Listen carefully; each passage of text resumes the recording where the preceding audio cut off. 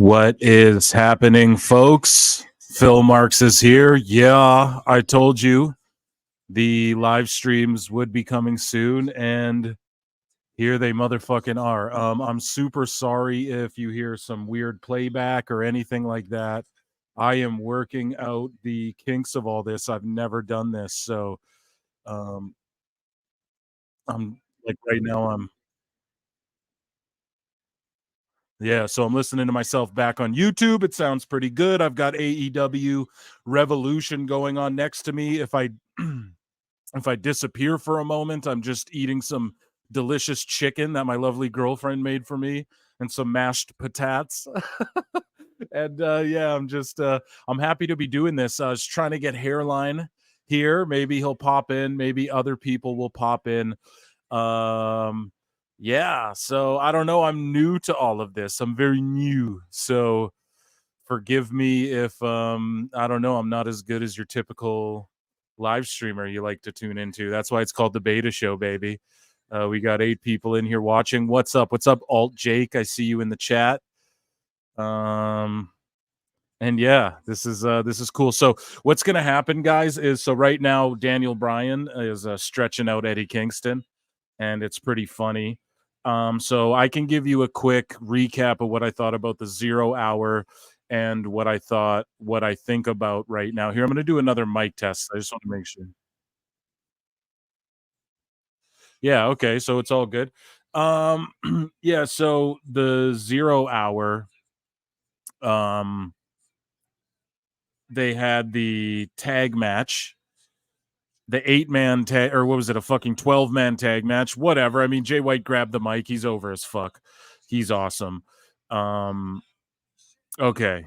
1 2 1 2. It's all good. Okay. Thank you, G Coalition brother and Alt Jake. You guys are my people. I got to figure out how to get my soundboard cracking through my streamer though, and then I can hit some dummies. Yeah, but until then, I'll just do it myself. So the 0 hour was pretty good as far as like match quality. It always is, man. AEW, like, I mean, yeah, if you like every match to be a 30-minute fucking back and forth, you know, then it's going to be okay. But as far as the 12-man tag, it's just, I don't know who's legal, who's not legal. They're trying the best. Acclaimed is just, they're done, you know, like they're just not over anymore. The scissor me daddy ass thing isn't that over like it used to be. Analog Dummy and yes. You know what? I think it's actually pretty easy. You can I'm using this I'll figure it all out, guys. Don't worry. It's going to be great. It'll be great. And then Willow had a tag match with Chris Statlander, and man, they ruined Sky Blue. She's just fucking mini. Oh, I'm getting a FaceTime. It's just mini Julia Hart, and so that's not conducive of anything. I'm getting another FaceTime while I'm live on the air. That's so great. It's great. But yeah, it's just not conducive of anything to have, you know, to have. Sorry, I'm getting fucking calls. Of course, when I go live, I'm getting calls. It never fails.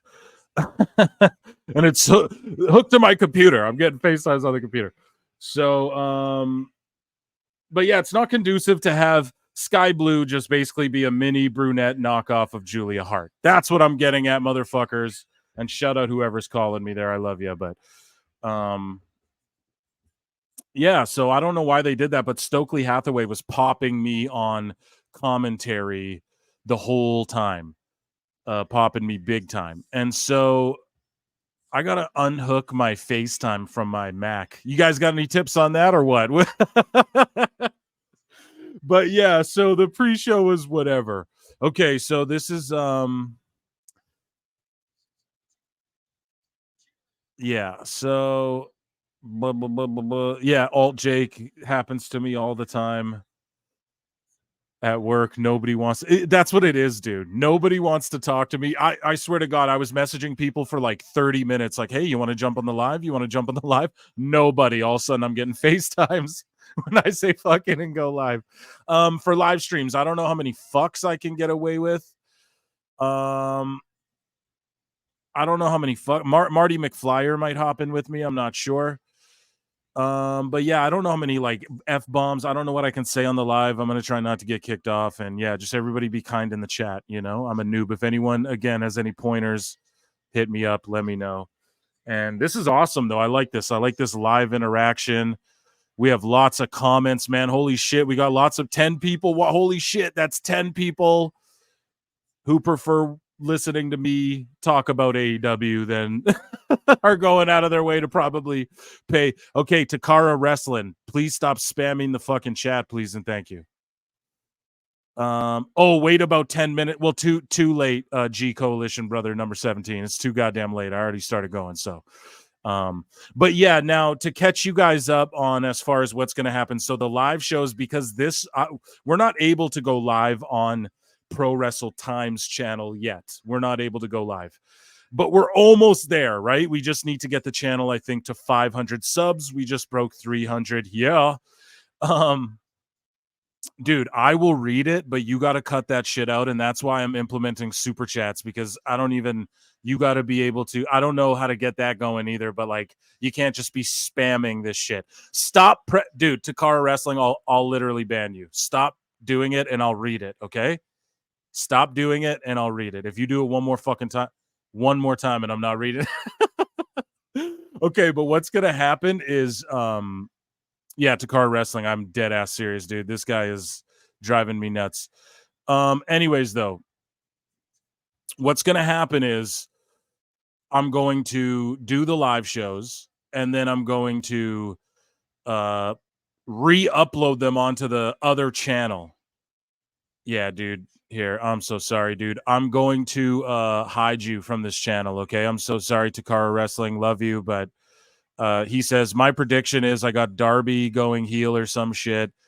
You spammed it, so I'm super sorry, but your messages are hidden. Anyways, so I'm going to re-upload these on the other channel or something. I don't know. I'm going to figure this all out as I go, but basically this is its own new show. It's the PWT live show, which is going to go down on here until I'm able to go live on the other channel, and then I will do the lives on the other channel. Yeah, and I'll cross promote them the way I've been. I don't know. It'll work out and you guys will enjoy it. Send Takara to the boom boom room. Yeah, dude, that's what's going on here. Look at that. That's terrible. I'm so sorry, guys. Hey, first time and boom, we got bombarded right off the rip. So, yeah, I don't know. And obviously, I'm going to be looking for like moderators and shit. I mean, yeah, start kissing balls now, and we'll figure out. I'm just joking. We'll figure out which one of you guys want it. So right now, we got Eddie Kingston and Danielson like body shot boxing, like what you do with your little brother. I don't know. They're kind of throwing live rounds. Like I appreciate this if it just Kingston's just cheesies. Yeah, yeah, he is cheesies. What's up, Juan Cholo? See you in the chat. Guys, do you guys know how to do like the super chat membership thing? Like I'm making the memberships like 99 cents, and I don't want guys like that coming in just bombarding. Sap's army is gonna come in here bombarding us. So we're gonna get that going, but I'll definitely read your guys' shit and interact with you. Like I'm not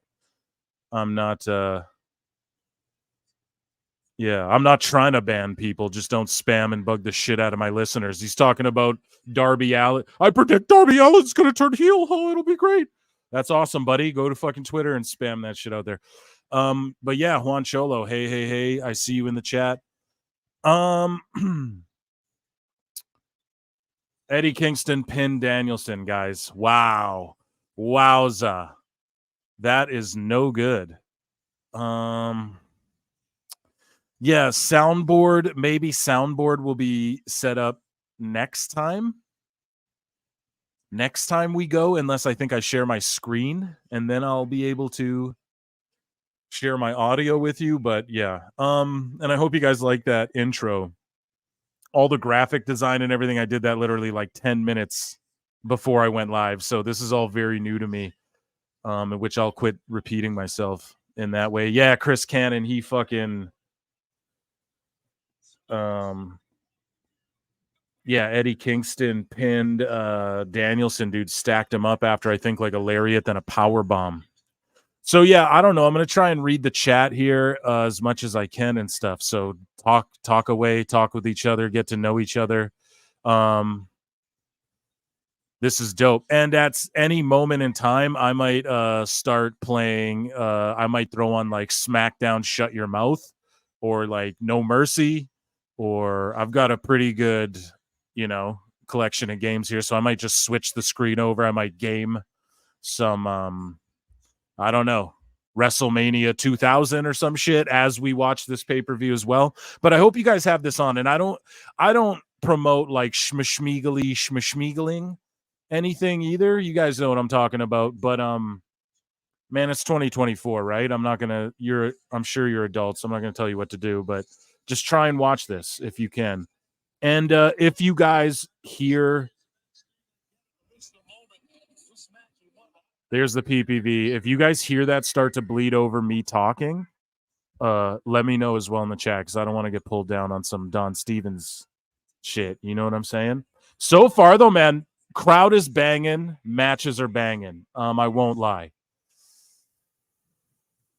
What do we have in the chat here? All Jake, learn as you go. Only way to get better. All Ford, brother. Love watching your channel, Brand Grow. Thank you so much, man. You've been around for a long time, and I see you commenting a lot everywhere, and I appreciate that, bro. I really do. Laying the smack it down on Spammy McGee, yeah, and then WWF No Mercy for N64 is still the GOAT for my money. Absolutely. Without fucking question. Now, the only problem is that I downloaded this, I emulated this. I don't know if I should be saying that, but I emulated this version because I couldn't, the only version that I had of it got wet, like the inside, and it all rusted out. And when I dug out all my old video game shit, I was trading a bunch of stuff in, and I got a buddy who owns like a pretty intense video game collectible store. So I emulated No Mercy. The problem is with the emulated No Mercy, you can't fucking save the story mode. And it's so depressing. So I threw on SmackDown, Shut Your Mouth, and I'm in like year 2 with Stone Cold. I don't game too much. That's the biggest thing. I try to. Like WWE 2K24 is coming out in 2 days. I'm like, shit, let me dust off the Xbox, see if I might want to play that. Maybe I'll start streaming that and stuff. And my fucking Xbox won't turn on. It won't even work. It was just sitting in the closet collecting dust. So I got to go buy a new one of those. I'm going to order 2K24. I guess it'll just be out. I hope I can still just buy all the pre-order shit. But yeah, we're going to play that. And I think Hairline's going to draft against me. We're going to do like a Raw versus SmackDown thing. And yeah, and then of course, the pay-per-view here, though, Eddie and Danielson shake hands, and Eddie's got fucking 3 belts that don't mean anything. And up next, we get the All-Star 8-man scramble. Chris Jericho, Powerhouse Hobbs, Lance Archer, Wardlow, Dante Martin, Hook, Brian Cage, and Magnus. What? Tony Khan was going to do a Meat Madness match. That's what it was going to be called, Meat Madness. And then he said there's multiple injuries, so we have to change the match. What? But then 2 of the 3 guys are in this match. So there wasn't multiple injuries. There's 1 injury, and what the fuck is this? An 8-man all-star scramble. The winner gets a shot at the AEW World Championship. Well, what? I thought you just brought back the rankings, so why the fuck would this match make it so you get a goddamn title shot, man? This is utterly ridiculous. Hook gets a pop. He's cool. He's over. They're fucking him up with his booking and this meaningless ass belt. Right? A great stage, though. A great pay-per-view setup stage. They try to make it look different. I'm feeling all of this, man. I really am. I'm feeling all of this. Yo, you know what? I think that I can... You know, guys, like, I'm a lot harsher on AEW on the recorded pod, but when we do this live shit, you guys will really get to know my live shoot thoughts, because when I'm on the show, we don't edit shit out. Like, we rarely fucking do. It's very rarely, and like guests haven't. I think I've been asked to edit 1 thing out ever by someone. Just sometimes it'll be like dead air, or like I'll get a phone call like at the start of the stream or something. So we just edit, or it's like, oh shit, okay, piss break, you know, coffee refill, whatever. But there's never like a, you know, we're not like editing shit out. But I forget where I was going with that. Will Hobbs, man, a star. Just a star. I don't know. I forget where I was going with that. I was talking about editing things out of the show or something, but oh, yeah. Sorry, just my thoughts on AEW. Like, I roast it more on the edited show because, like, I write in my notes and then we save it up for the fucking show.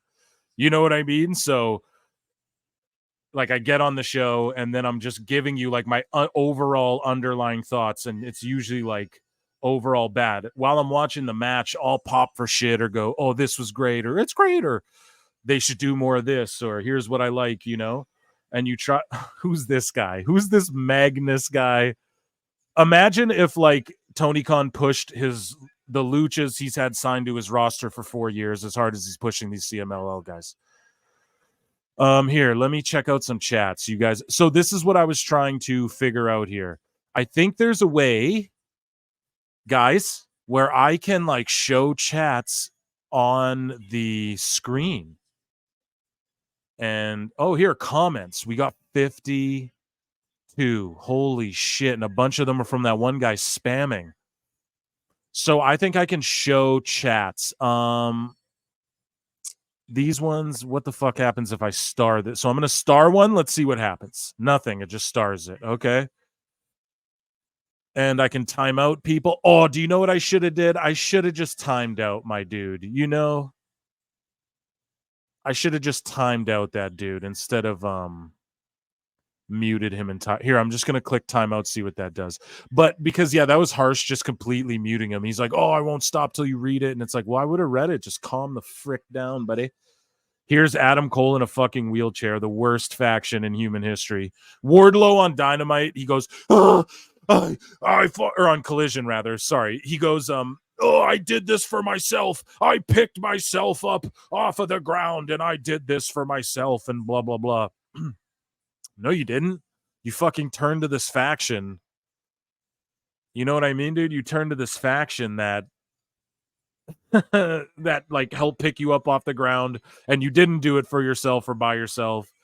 And you don't even work with these devil guys half the time. So what are you talking about, you know? It's just very bad storytelling, the quote unquote storytelling, if you will. And then this match is ridiculous because it's like all of these guys, like Jericho just stuffs himself in this match. He buries Wardlow on the mic on Collision. The other week he comes out to his like white zombie fucking Mexico music. Now he's coming out to Judas because he wants the 15K to sing it. But they're all uneasy because half of them are fucking still thinking about NDAs. Sorry, guys.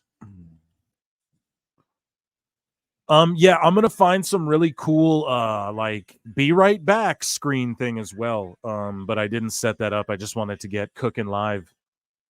So yeah, because there might be times I gotta take a piss or something, right? Like I'm not in a hurry to get anywhere, so we're gonna be rocking probably through the pay-per-view. So yeah, if I might disappear, like I said, to not for long or anything, but maybe top up some Joe and maybe eat a drumstick. I had some delicious chicken. What did you guys eat? Let me know. Or don't. Okay, let me read some chats here. So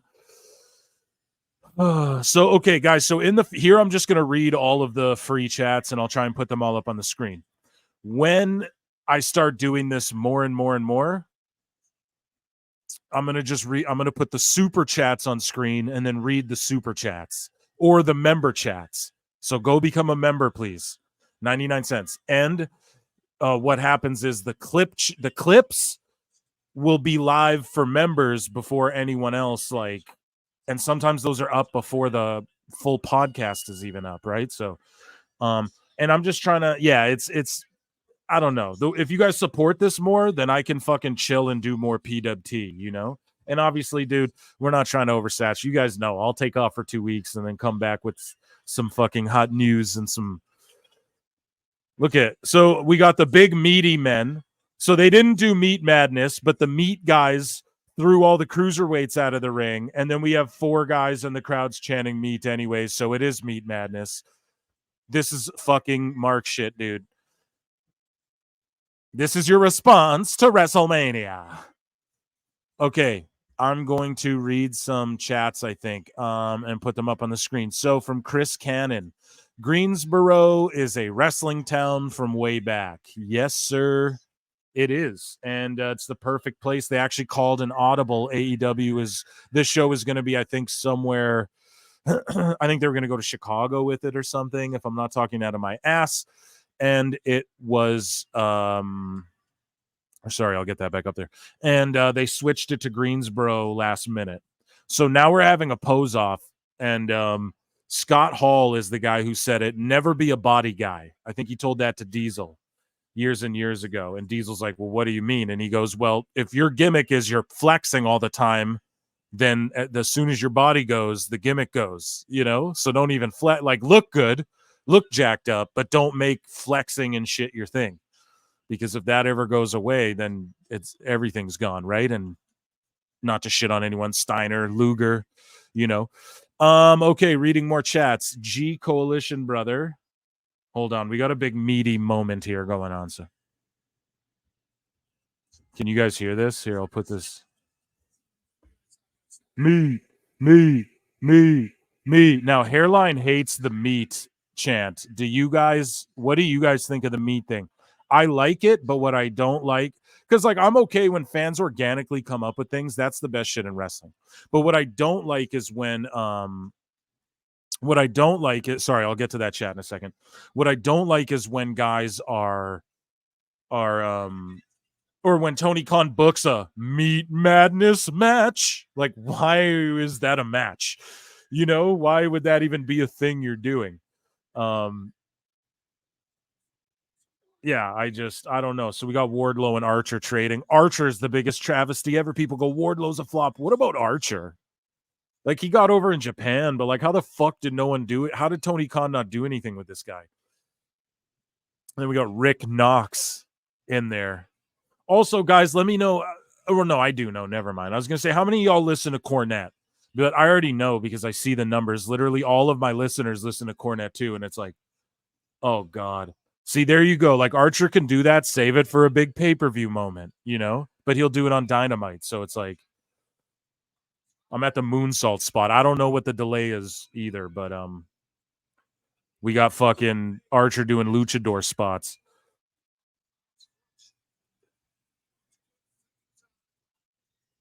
He's gonna do another backflip. Yeah, I don't know. Didn't he land on his head once? Yeah, Hobbs is a travesty.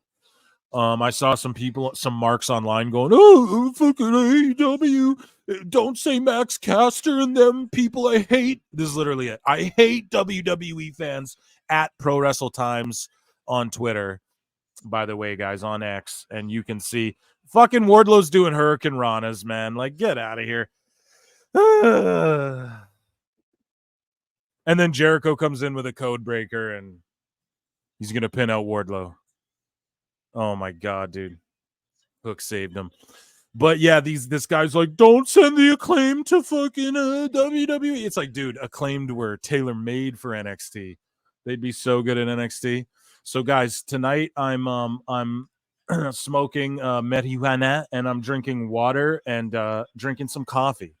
So stay hydrated, and I'm not having a libation tonight. But that will happen on live shows. So now we have the luchadors, and they're going mini meat. I might turn this shit off.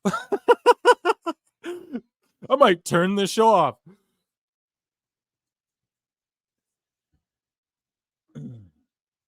Sorry, guys, I'm distracted by the match. Even when because people talk shit. They go, "Oh, Phil Marks, you're just a hater. You hate AEW." But I actually really watch everything, and I might watch it twice. Oh, and his feet got Dante almost fucked himself. His feet got hooked. I mean, this match is laid out well. Everyone's doing the right shit, but it's just too over choreographed. Like Jim Cornette's fucking lung is gonna drop from screaming about this.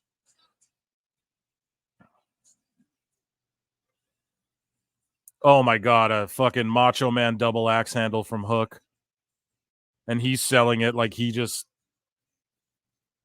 got thrown off the cell. Like, fucking get up, Hook.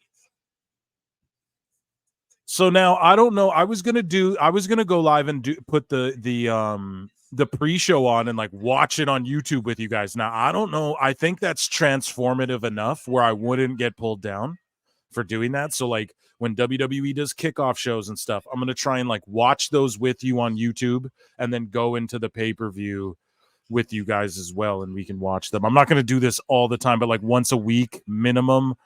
Well, I'm gonna do like a live show like this show, PWT live show once a week.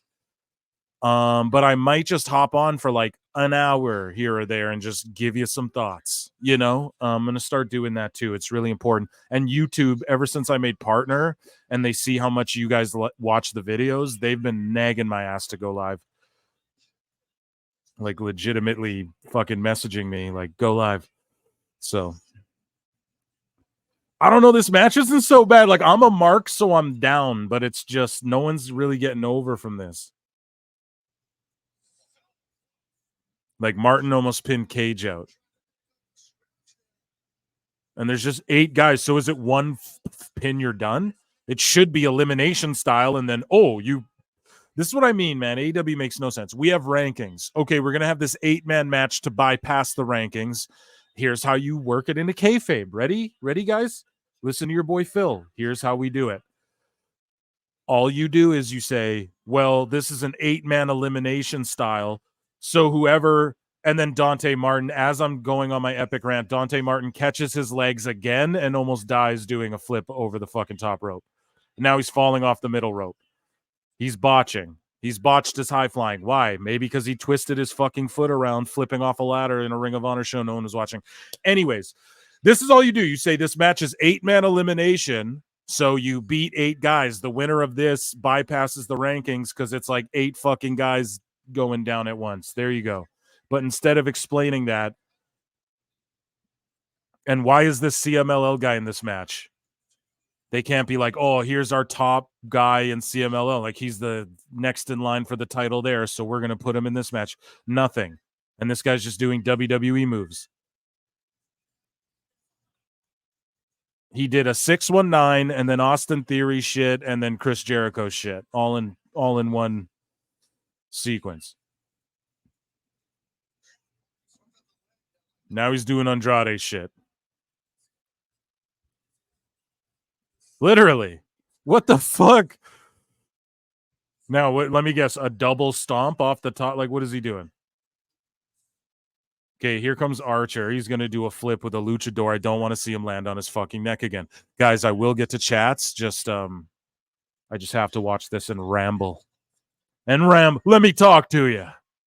And I'll get the soundboard going. I think there's actually a way to do it fairly easy on this platform I'm using.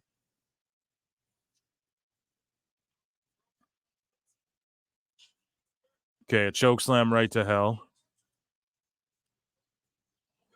So this guy's kicking out of Lance Archer's chokeslams. This is what I mean. Like, can we get make this elimination and have Archer eliminate everyone, build up a big monster, and then have whoever you're really trying to push get a roll up on Archer or something.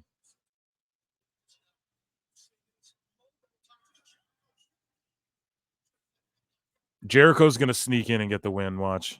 Because he cut this promo on Collision, guys, where he's like, oh, it's been 4 years since I've had this title. I'm going to get my title back. Da-da-da-da. Oh, that was pretty sick right there, dude. And then they botched. That was a 3. Dude, this company, though.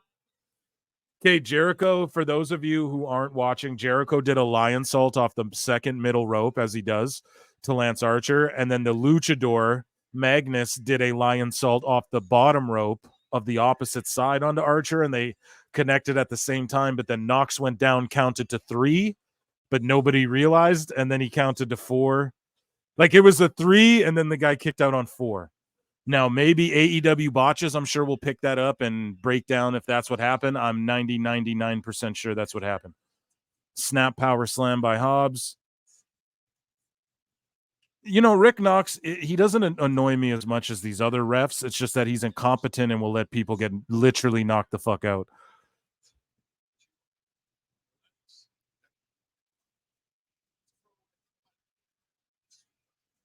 And if you guys catch me whistling or singing, just enjoy it, okay? I like to serenade. Now Hook's going at Cage here. Here, I'm going to look at the chats here in just a moment. I want to see how many of y'all are actually watching the pay-per-view as I am, or if you're just listening to me. And we fluctuated. Like, I thought there'd be 2 people in here. You know, we've had up to, I think 15 was the highest number I saw, maybe 17 at one point. So shout you guys out, man. You guys are the best. Air horn. Meow, meow, meow, meow.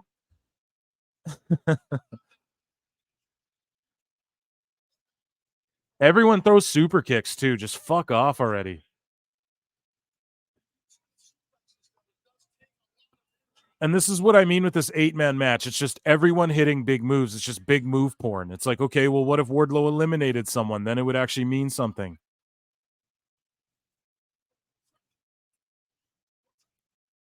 So silly. Hook's gonna choke Wardlow. Okay, quickly. Let's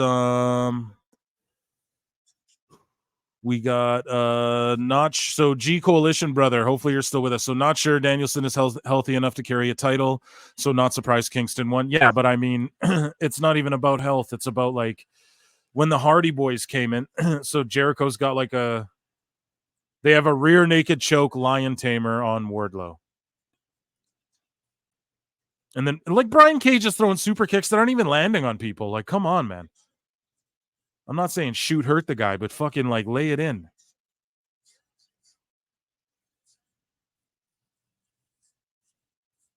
Yeah, Hook is dope because he really can wrestle. You can tell by the way he maneuvers his hips around and stuff, which sounds and not in the Daniel Garcia way, in like the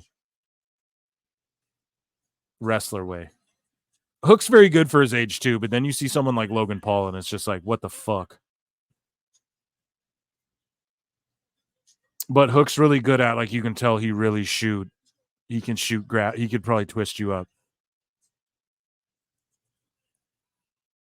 Again, dude, Jericho kicked out at 3.5 and the match is still going. Like, come on, man. Tighten that shit up.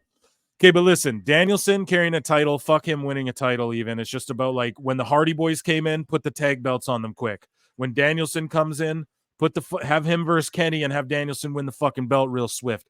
You know what I mean? Like, get these people in your history books. Like, so you can say this guy won the fucking title like early to build the company, and then you start putting Jungle Boy and Hook and all these fucking guys over. But they didn't do it. They tried to do it all backwards. They should have had the elite guys all win the belts, and then you let your WWE guys win. And then when everyone goes, oh, it's all WWE guys, then you have your new blood, like Hobbs comes in and just kills everyone. That's how you fucking do it. But they're just too dumb to do that. So for me, it's just like Kingston wins. Okay. It's just all meaningless. So Hobbs just tackled Jericho, who's holding up a bucket of dry ice. Okay, Alt Jake, I feel you, man. I just hit my 40s, and it's hard to find time to game anymore. Wish I had the time. 2K24 looks sick as fuck. Yeah, bro, you just got to, like, work hard, make money. I'm sure you're in your 40s. You probably got a family, bro. I'm right there with you. Yeah, you just got to do your thing and chill, and work hard. I work for myself, but I also have quotas to meet. I'm an independent contractor, so I got shits I got to do. I'm just fortunate that I can just throw wrestling on in my office a lot. You know what I mean? I'm very fortunate for that. And for my age to be where, because it wasn't always like this. I grew up very rough, very terribly, terribly rough. So it's the grind, man. And there's things like video games I love so much. Same with comics, bro. I love them so much. You can't read them as much as I want to, but it is what it is, man. It's part of life. I'm glad I get to do this with you motherfuckers. This is what I choose to do in my spare time, is hang out with you guys. So thanks for rocking with me, man. Blackpool's been going out of their way to put Eddie over. It's a bit, and these CMLL guys. What the fuck's going on with that? I don't think you're harsh. I think you're honest, and it comes from a place of construct. Yeah, exactly. And like, especially in the early shows, I was marking out over AEW. If you go to PWT podcast episode 1 and 2 and shit, I was geeking over a lot of this stuff. And I maintain, man, I think if Vince was in control and AEW was able to pull that blood and guts show off right before the pandemic, I think we would have seen them actually start tying Raw in the ratings and getting very close. And I don't care who says I'm wrong. I maintain that. Like me and my wrestling buddies, we want AEW too. Yeah, that's pretty much it. Sorry, guys. There's so many chats that I didn't get to, so I'm going to get to them, and then I'm not meaning to skip through you guys' shit. They're calling a guy Magnus, like we're not supposed to. That's what I said when I saw the Tron say Magnus, Nick Aldis. I go, oh, Nick Aldis. I want fake Pearl Jam WCW music. Wardlow gets the win over Dante Martin. So what did that do? 8 guys just did a bunch of move porn, and then Wardlow just beats the fucking cruiserweight tag team trios guy that doesn't matter in all of this. Wow, great. Yeah, I'm glad he gets a world title shot next. And isn't he a heel? So in the main event for the world title, we have heel Joe, heel fucking Swerve, heel Hangman, and then now all of a sudden heel Wardlow's going to come after him. It's fucking terrible. This shit is, and people argue with me on Twitter. Oh, it's not, it's fucking old. It's just use some cheer for the anti-hero. No, it's not anti-hero to invade a baby's crib, and it's not anti-hero to attack people with crutches, and it's not anti-hero to drink blood and then be like Joe where you break people's necks, and then those people whose necks you break and heads you shave, they fucking team up with you. That's fucking dumb, it's nuts. And then now I got to sit through Orange Cassidy versus Roderick Strong next. Holy shit, we got AEW neckbeards in the fucking chat. Sorry, Bobby Means, we'll get to you. AEW neckbeards, man, what's happening? AEW neckbeards, fucking, you can jump on, man. I'll DM you or something, okay? But you can jump in here, man. I'd love to have you. I don't know if you're watching the pay-per-view or not, but you're always welcome. So here we have Bobby Mean says at this point, AEW is feeling more and more like WCW. Just the overall vibes is not good. There's no build up to anything they do. Yeah, preaching to the choir, Bobby. Thanks for joining us, man. I didn't mind the meat stuff, but TK, yeah, he took a fan chant, turned it to a match. G Coalition, think about how low respect for big man actually is. in that company that went 2 or 3 big men fight, it has to be all this meat stuff. But when 2 or 3 cruiserweights, we'll touch all the, yeah, exactly. I'm going to scroll down a bit here just to see who's in here, guys. Let's get some other people.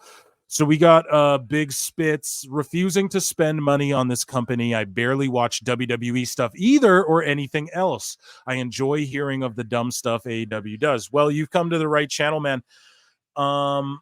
You've come to the right channel, bruv, because you're going to hear about all the dumb stuff they do here. You're going to hear about dumb stuff WWE does over here too, but just not as frequently. And why is that? Well, because they don't do as much dumb shit. It's pretty simple, guys. It's pretty simple. But yeah, dude, you're refusing to spend money. I understand that. I don't blame you for that. Just come here and hear me. I'll give you live play-by-play if you're just tuning in.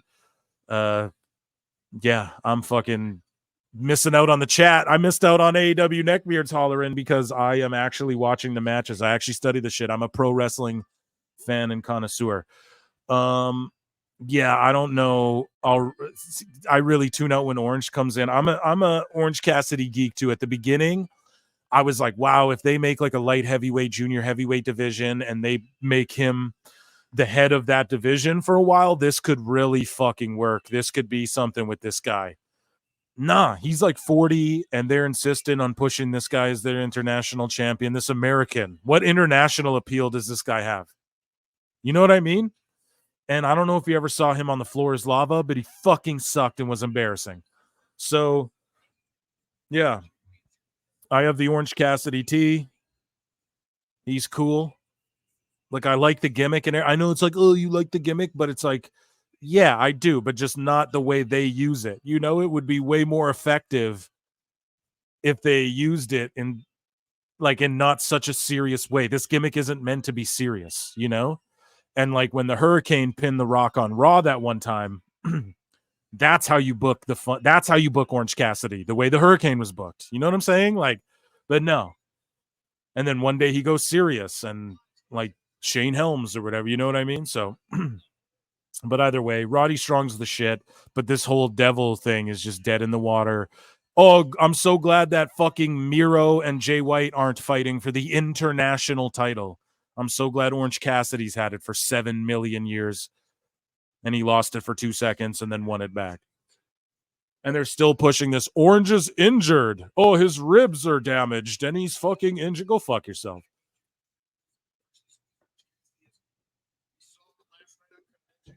And if he beats Roddy, the whole devil thing's dead forever. Let's read some. Okay, we read that. Oh, Jake, I'm not watching the pay-per-view. You are my play-by-play. This is so much better than listening to Excalibur. Well, too bad for you, Alt Jake, because I'm doing the rest of the show in his voice. Vance Kashawn, sup clips. The name's Phil, bruv. You just call me Phil. I got people like that on X2. They're like, yo, pro, did you hear? You know, Phil Pro, Phil Marks, baby. Sup clips, you hear Tama Tonga on his way? Yes, sir, I did, and I told y'all that was happening. Now I said it like a long time ago, guys. I told y'all I'm not a traditional source type of dude, but I'm sure as you guys, if you've been listening since the early days, I get shit right sometimes. Some of it might be lucky guesses if you believe in that. So the Tama Tonga, yeah, I absolutely know he's on his way. And he yeah, I mean, I called it. He's not the Three Faces guy. That was Sean Spears, which was brilliant, by the way. And I like that they're just calling him Sean Spears. And I like that he's continuing the chairman gimmick. And that's where, again, Tony Khan sort of fucked up. Like, Tony Khan has no creations that are like his Undertaker, his fucking... He's not even trying to do that. That's what's so stupid, is that WWE, yeah, you're still being yourself more and more, and that's what pro wrestling is, but they'll still do a gimmick like, okay, this guy's going to be a crazy fucking whatever, you're a demon or whatever, you know, like they'll still test out a gimmick on a guy or a woman, you know, like there's a dude who's like a lawyer and shit. Like they, you know, if I'm AEW, I'm creating like, where's Cruel? You know, I'm turning that guy into my own Kane. But Tama Tonga, yeah, man, he's on his way, and he's gonna be. People are like, oh, he'll be in the bloodline. Tongans aren't Samoan; they're all family. Haku's considered family. I think Tama said they are he's shoot cousins with Roman, and yeah, what is he gonna do? Who knows? If I'm them, though, I just put him with Bullet Club, and then I have him feud with AJ Styles, and then I have him get tied in with the bloodline later. I for sure have him tied in with the bloodline, but you got to understand, the rumors are Zilla Fatu. Booker T is personally working on Zilla Fatu, getting him into WWE, and as well, what's his name? Sorry, guys, I'm drawing a blank. Jacob Fatu as well. Booker T is personally working on getting both of those gentlemen into WWE. So when they arrive, awesome. Because that right there could be bloodline. They could just come in and flip the Rock could be like, nah, I got my fucking, what do you mean? The bloodline runs deep, and he could bring in his boys. Roman could go mega babyface. Who knows, right? We got so much of that going. So this match is just Roddy Strong fucking chopping Cassidy down. Let's read more chats. Okay, when Danielson first came in, yes, that was the time. Yeah, okay. You're just Juan Cholo. How the devil gimmick turned into a best friends feud, exactly. LTK, high IQ. Thank you. Hopefully you're not being sarcastic. If you are, fuck yeah. No, just kidding, LTK. I think you're cool, bro. Diss me all you want. Vance Kashan, Pro Wrestling Clips. I'm watching TNA 2011 right now, and it's more entertaining than this pay-per-view. LOL, everybody mad about Hogan as GM, but that shit was legendary. I agree. It was a legendary... It was a great time to try and capitalize, sell video games and shit. Sup, Phil, LOL, my bad. It's all good, bro. It's not your bad. There's no bad here. No wrong can be done unless you're being a spam bot asshole like that other guy. Larry Stranger, you are forgetting the retarded, the redacted, guys. We say redacted. You are forgetting the redacted dinosaur Luchasaurus is okay, but no, because I believe he was Luchasaurus before AEW. Am I not mistaken? And then they just switched his ass to Kill Switch, and they dropped the ball on. If I'm wrong about him being Luchasaurus before AEW, then sure. But I mean, like, their true own, like, who's their Kane? Who's their guy that they like, you know, you got all these, you got Satnam Singh, like, holy fuck. And Roddy Strong just for a shoot almost killed Orange Cassidy. God damn it. Yeah, let's see the replay on that, guys. We might have just witnessed a dead body. Okay, Roddy Strong gut wrenches him on the top rope. Wow. So he gut wrenches him and then suplexes. Wow, you know, that was actually really you gotta, this is why I say, dude, I get why they like Orange Cassidy. Like, you guys, he is a really good wrestler. Okay. Like, we have to be, sorry, I'm gonna get that off the screen. You have to be honest, like, Cassidy can do moves well. You know, he's a good wrestler. He can chain wrestle. He can wrestle a big guy. He gets the psychology of it. But then people go, psychology, he puts his fucking hands in his pockets. Yeah, I know, but he can, like, the sell he did on that move there was really well done. Like, that was fully not a botch. Roddy had full control of him the whole time. And Cassidy did his job well there and sold that like a motherfucker. So I get it, but they don't get that it's his gimmick can't be pushed to the top like this, motherfucker. You have, like, you have all these international stars, dude. You got to put.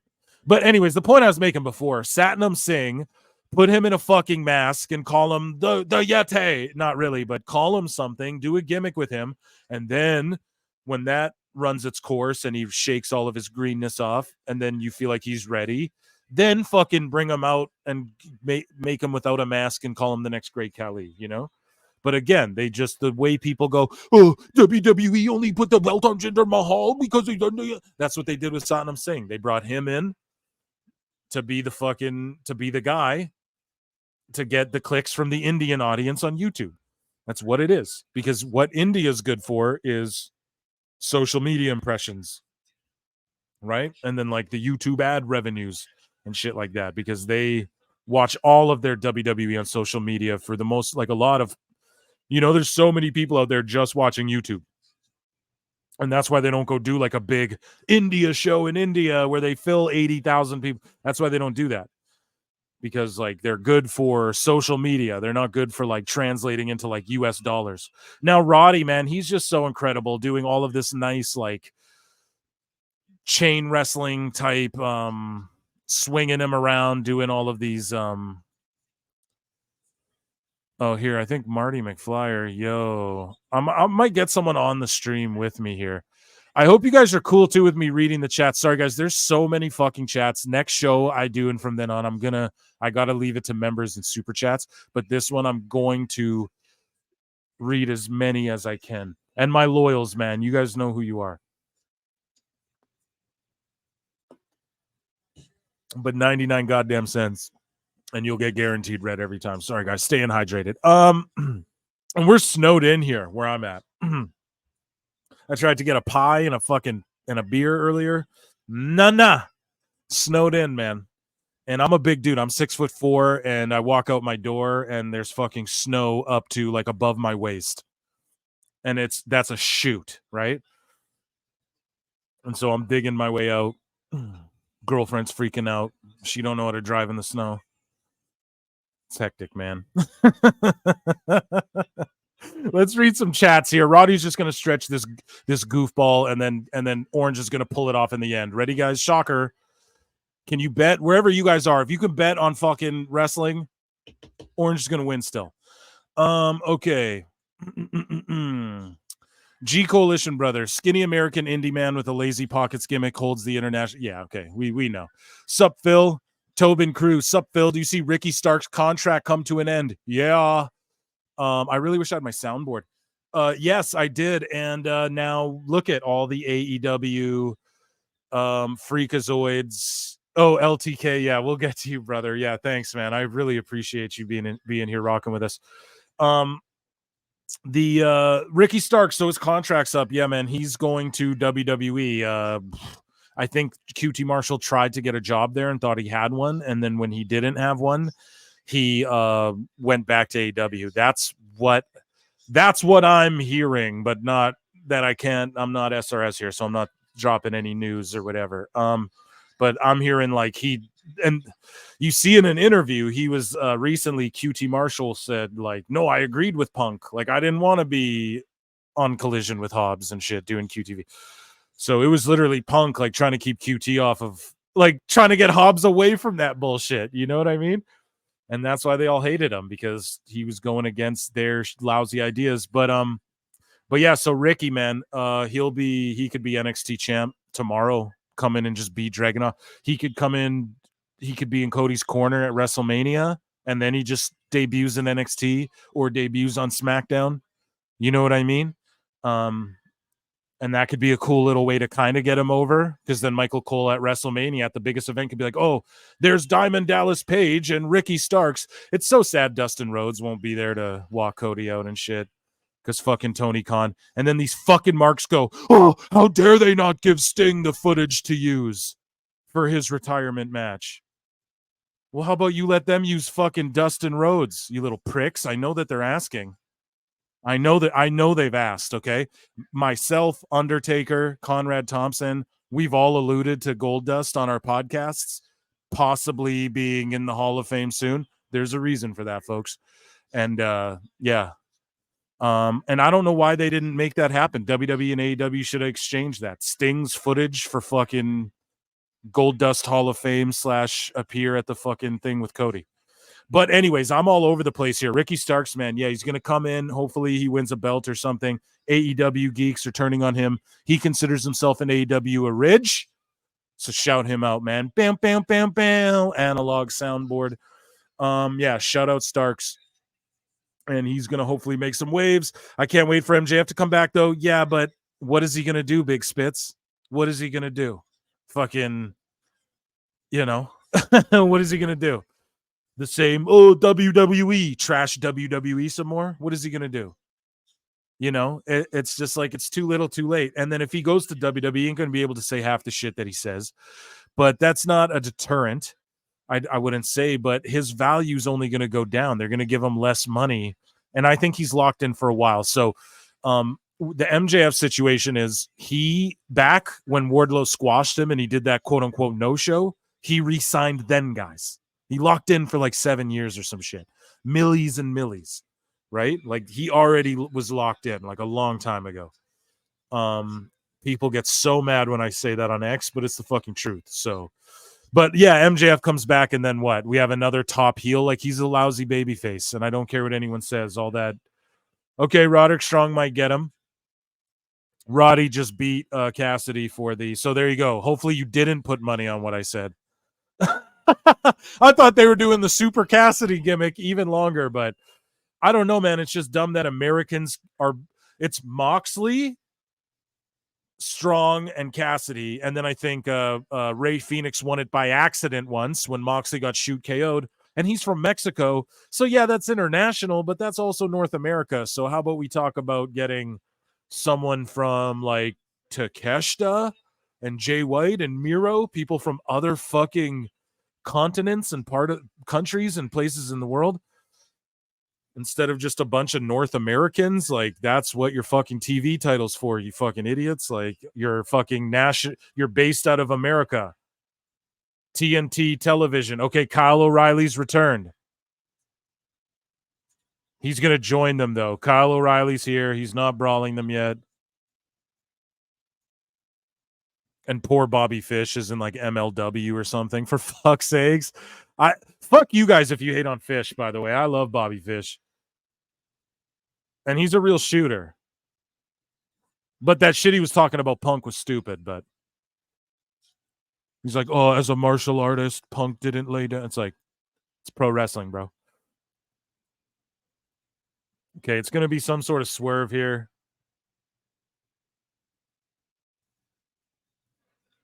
Do we care, though? Like, do we all honestly care?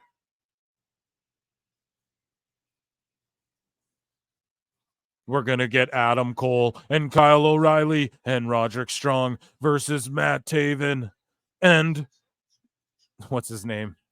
Mike Bennett and Wardlow.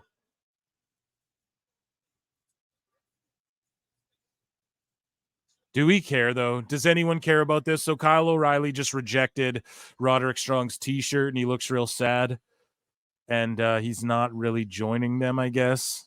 Does anyone really care? So what do we get next? Roddy versus Kyle O'Reilly for the international title? Or how about this? How about who's the TNT champ? Oh, I guess Christian. But nothing Christian really did needs a belt, but he's done good stuff. Okay, let's read chats while we're sitting here. It was an AEW neckbeards reference, LOL. Yeah, bro, I know. Thanks for rocking with us, bro. It's just, yeah, new shit. I didn't know what you were referring to. By the way, I love listening to your channel and your views on wrestling. Keep it up, dude. Thank you, Big Spitz. Tobin Cruz, LTK is laughing. Dino was Dino. Okay, thank you, Alt Jake. There's no way that was safe, Larry Stranger. Yeah, that suplex on the buckle. I'm not saying it was safe, bruv. What I'm saying is it's like Sami Zayn, like Generico used to brainbuster guys on the top turnbuckle. There's some moves that you only do at a pay-per-view, you know? And that's when you do that. It's not that it's safe, it's that they're stuntmen, right? So fucking Cassidy took the move safelier, the safeliest. He took it safelier than than anybody else would have. You know what I mean? Luchasaurus is more of a bad Tomko. Yeah. Disco Inferno should be managed. Please no. And shout out Disco, but no. I'm down to pay the monthly 99 cents. You know what, the Patreon guys, I'm going to. So here's what's going on with the Patreon, because I haven't been uploading to it as much as I should be.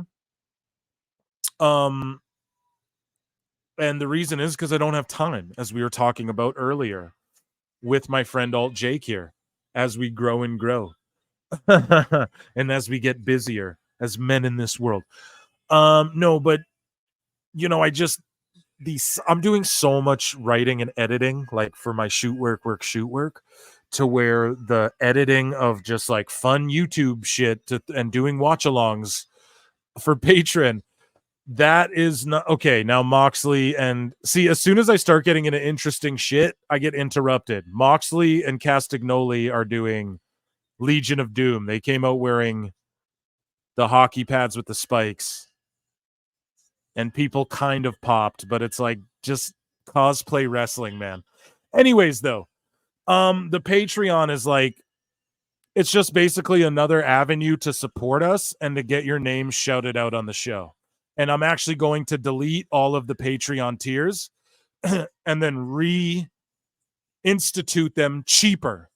So if anybody is on the, and then you still get early access for going through Patreon as far as the main show.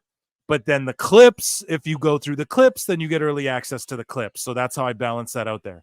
Now, the highest tiers on Patreon and YouTube memberships on YouTube clips, you guys go down, there's a link there. 99 cents is the base one. If you get the max one, you get shouted out on the show. It's like $5 or some shit.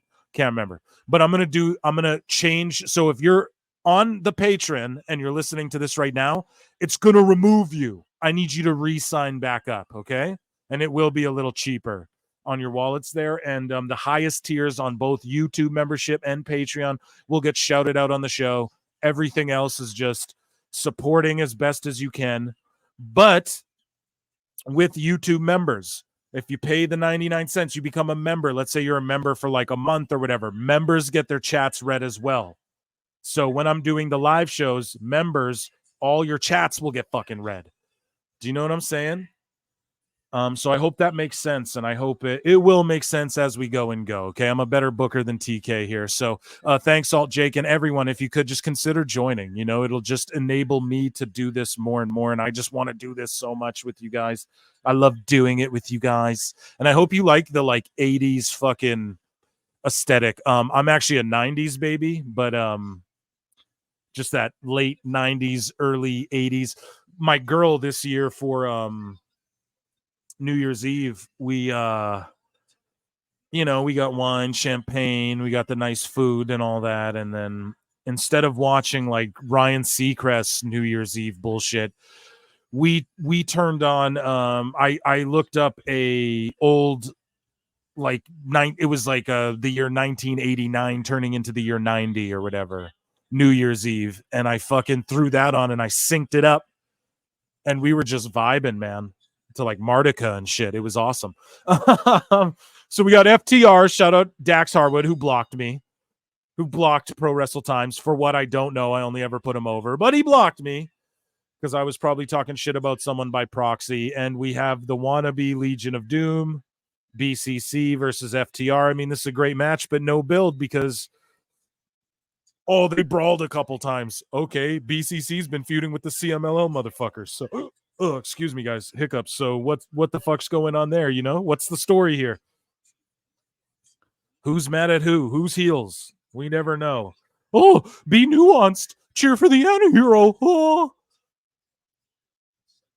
I'm gonna message AEW Neckbeards. I'm gonna say, "What's up, buddy?" So Neckbeards, guys, he's a little. He doesn't. I don't know if like being on live streams is his thing, or like, I'm gonna get him on the pod. I think every now and then I might do like a little AEW trash cast with those, because there's certain guys who like they just trash AEW. That's what they do. And like, it's not that I'm only interested in burying AEW all the time. Like, it's not like I'm just interested in doing that. But it's just definitely, I don't know. I'll do a WWE hater show too. But those guys don't respond to me. I ask them on X. I say to AEW Defender or whoever, I'm like, come on my show, and they won't do it. And it's like, just come on and fucking chat with me. I'll get it. I'll message these guys and I'll try and get them to realize like, no, this is in good faith, and we'll debate WWE versus, or like, you just trash WWE for an hour and a half and we'll see what the listeners think. They'll let us know. That's why I love you guys, man. We've cultivated a good group here, of people who you guys will let me know if what I'm saying is stupid or what if they're fucking saying stupid, and we'll figure it out from there. But I think the consensus is WWE rocking and rolling, and AEW. People, I always say the wrestling boom, and people go, no, it's the WWE boom. Like AEW's not feeling a fucking boom. Oh, sorry. Let me get this chat off the screen. And we'll show some more. Okay, sup Phil. This is from Jack Robbie. Sup Phil. Sorry if I'm a little late getting to these guys. It's there's a lot of you guys in here. Way more than I thought. Thought there'd be like 2 of us in here. It's hilarious. This is awesome.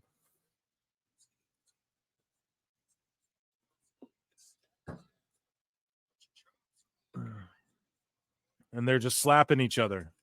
Fucking Dax and Claudio just like, bro, I slap box my brother tougher than that. Like, this is crazy. Sup, Phil. If you was owner of AEW, who will you release off the roster and hired as creative team? Jack Roby, I'm not sure where you're from, my friend. Your grammar wasn't gramming, as they say. But I completely dig what you're putting down, my good friend. And I appreciate you commenting me and asking me this. If I was the owner of AEW, who would I release? Tony Khan. Who would I release? Just one guy? Shit, man. Releasing is harsh. Like, I think he has the means and the TV to like get this roster going, but like, I'm not gonna be a puss here. I'm gonna answer the question. Who would I release? So right off rip, this is fucking crazy to say, but I'm letting go of one of these. God damn it. I'm letting go of like Sammy Guevara because he hurts people. I'm letting go of, and this sounds crazy, but one of these guys like fucking, well, if I'm using them the same way as Tony is, then I'm letting go of like Mox or Jericho or one of these guys that cost me millions of fucking dollars every year. People are like, oh, 15,000 gate. Okay, you guys know that the Bucks have said they're on NBA level contracts. So all in two in Wembley, a 15 million gate. Both the Bucks get paid 15 million. That's not even counting everyone else and paying Punk out the rest of his 9 million that he's owed. That's not even counting all that. So it's just like, fuck off, So yeah, I'm letting go of just one of these guys that I don't book and I don't use that's costing me like fucking 3 million. I'm letting go of Edge because what is he doing here? In the famous words of Brendan Schaub, what are we doing here, B? It's like there's no fucking rhyme or reason to even have him there. I think they're paying Edge 3 mil a year for 3 years is what I'm hearing. Probably not quite that, but so yeah, that's who I'm letting go. And then who am I putting on the creative team? Vince Russo. No, I'm hiring it's cheesy to say like Jim Cornette or something like that. For creative, fuck man, is Triple H available? Like, is Shawn Michaels available?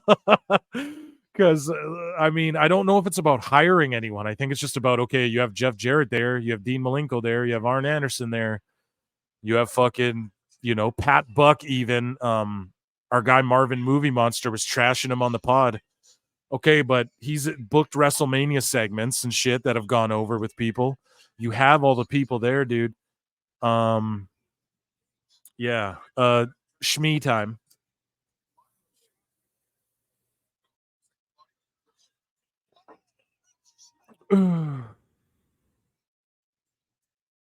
Shmee break. Yeah, so I don't know, man.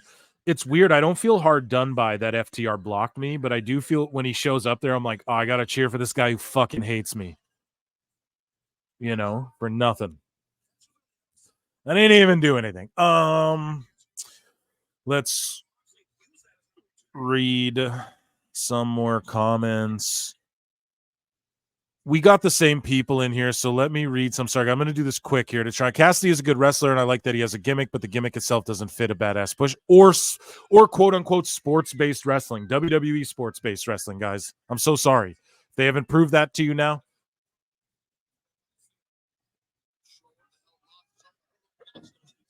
AEW is sports entertainment. AEW is the fantastical, crazy, this isn't real comedy shit. You know? And that's just facts. So, Ricky Starks versus Young Raw. No, please don't. Please do not. Mid JF. Yeah, no, LOL. Kyle looks normal now. Yeah. I don't know. He's showing good facials there, though. He showed real. I'm sad and torn over not being with my brother, but he took it the absolute safest he possibly could. Sorry, and yeah, if I'm fucking yelling at you guys too, if you guys are like, dude, you're yelling, I'm sorry. Just let me know. Everyone said that the sound was good, so, and I've been going over an hour now, so. But yeah, and they also, if you hear the pay-per-view bleeding through, fucking tell me. I don't want to get pulled down. He looks okay. We already read that. Plumber of Doom. Larry Stranger says, am I the only listener who thinks Conan is painfully ignorant of just about everything outside of wrestling? Some of the shit that comes out of his mouth makes me want to headbutt a window. No, he is. I love Conan. I like keeping it 100. I won't lie, though. I stopped listening to it with the hot news went away, Billy Body. And I know people hate Billy Body, but guys, like, we're not going to agree on everything. Me and you listeners, right? I don't care. Like, listen, if someone makes a fucking bad joke or is politically not aligned, I don't dude, I was raised that the least important things about people were who they fuck, what God they pray to, what color their skin are who they vote for. You know what I mean? Like, those are the things that like shouldn't matter. It's like, how do you treat people? You know, ultimately, like, are you a good dad? Are you a decent neighbor? Do you think it's okay to fucking, you know, I'm not saying everyone's got to be, we are family. A lot of people probably think I'm an asshole, but it's just like, you know, I get why Billy does shit to rub people the wrong way, you know? But he's entertaining as fuck. And he would go on there and break good news. And he's gone on these rants before and been like, yo, Conan and Disco don't know shit about, like, they're not tapped into fucking sports the way I am, and they don't know shit about this. And I come in there and you know, and he was right. Like, that has been missing since he's not been on the show. So I agree with you fully, but don't like hate on Conan. Like, don't discredit him or what Disco says about wrestling, right? But I think it tells you a lot when like someone like me bursts on the scene and I'm making traction, and I'm so grateful for it. But like, there's a reason for. I always knew I would, but there's a reason for it. Like, not to like put myself over, but how many old wrestlers talking about old wrestling shit shows are you going to listen to?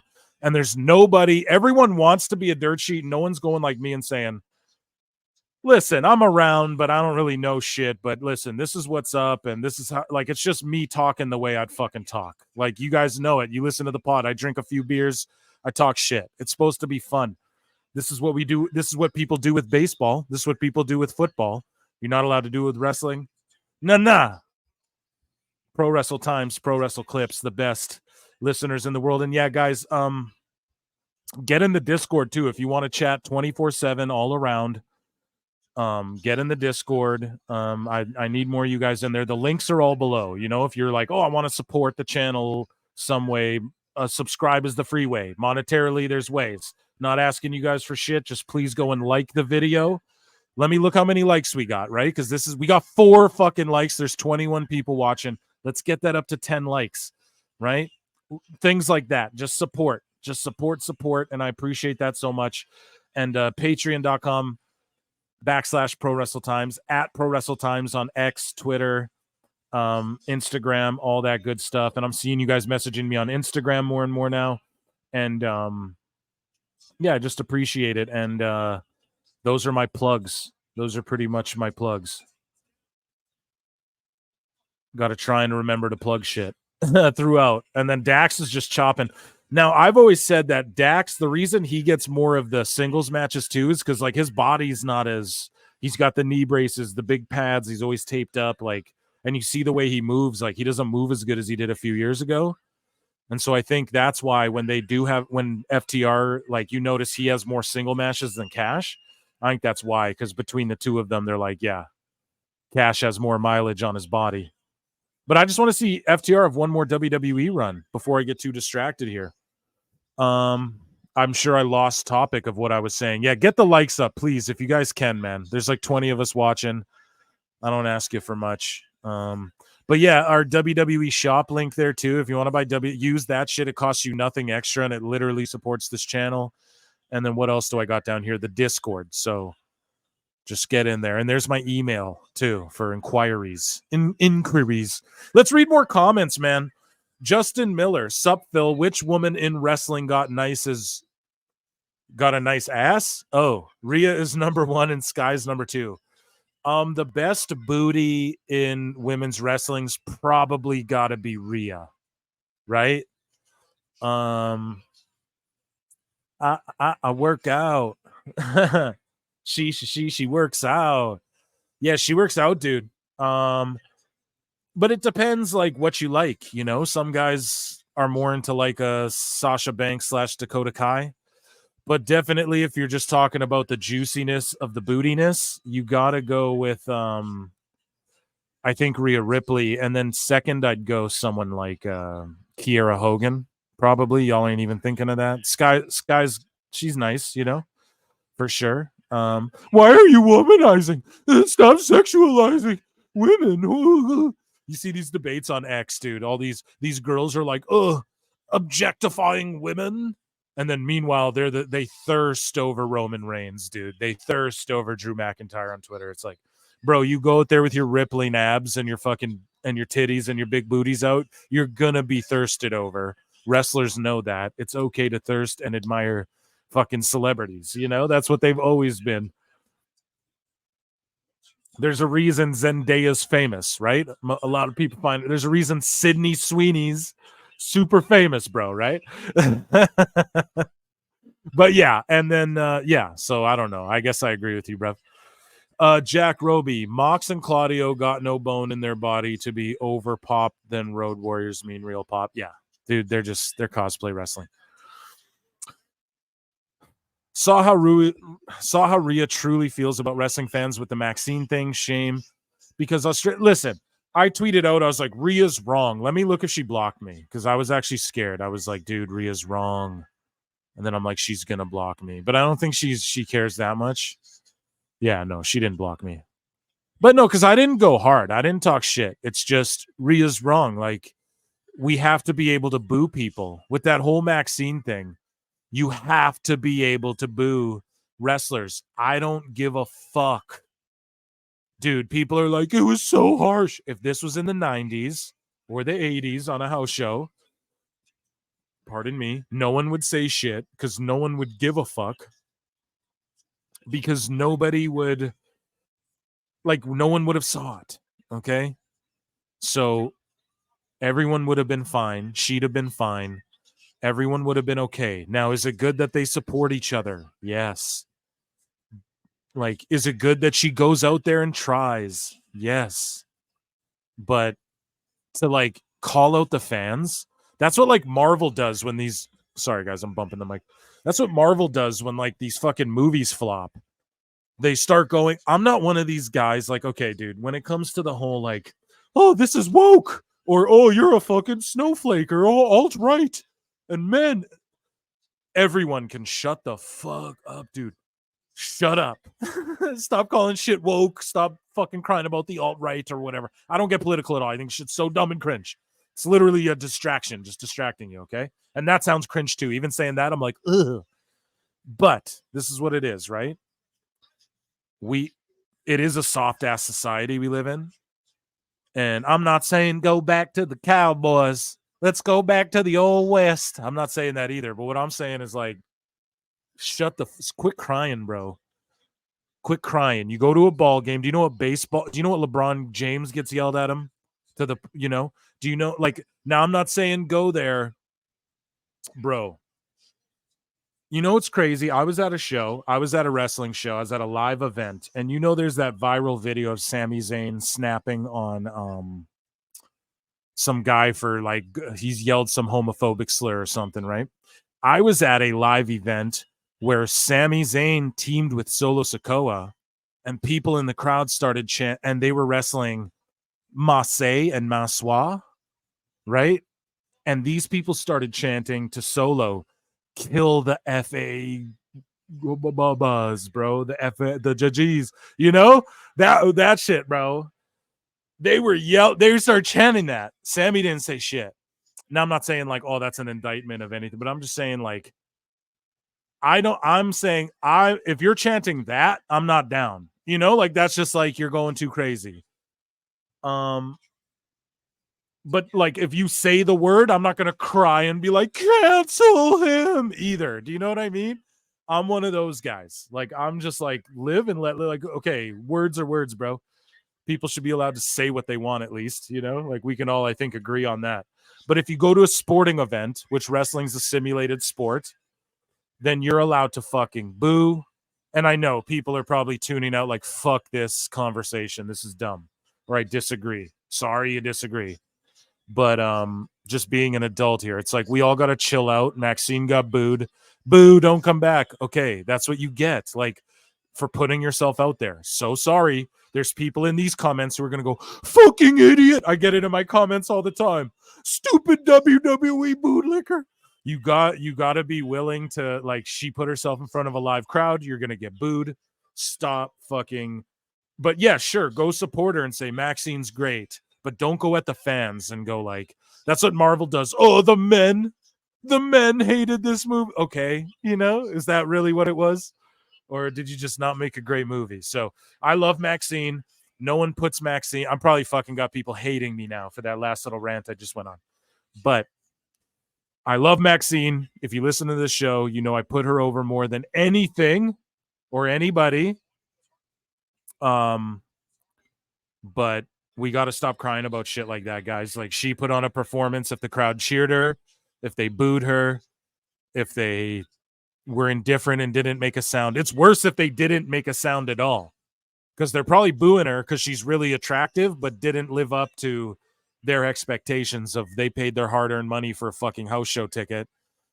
You're allowed to boo. I'm so sorry. I've been on this way too long. In this match, people are biting each other. People are bleeding. What did you expect? And I'm sure a lot of you want to hear me do commentary back on this and not talk about the culture war, bro.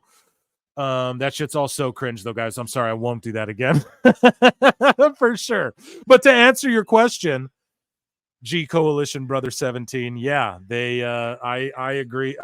I'm not saying like shame on Rhea, but motherfuckers better know. A shatter machine on Mox, and then Claudio saves it. Yeah. FTR got super soft when they re-signed. I'm falling behind here. Cash lashed out on me on Twitter. That's shitty, bro. What did Cash say to you on Twitter, all Jake? Tell me what he said. Because I'm actually excuse me, I actually don't know about that. And I didn't know Cash was even really active on Twitter. Pardon me. Summer for pretty much no reason. Well, what did you say? Tell us what you said. I've tried so many times to give AEW a legitimate shot. Week after week, I am left wondering who actually likes this crap. I don't know, man. These matches have been great, but they just rely on that too much. Oh, it's great matches. Okay. There's a lot of great matches. You guys have a great match now. I know people go, but there's a lot of, that's the problem with AEW. There's no like in between. It's either really good or really shitty. It's either people are too green and they're botching and going over their time, or they have like a banger, and it's just like, that's why the story's important, because it just shows you like,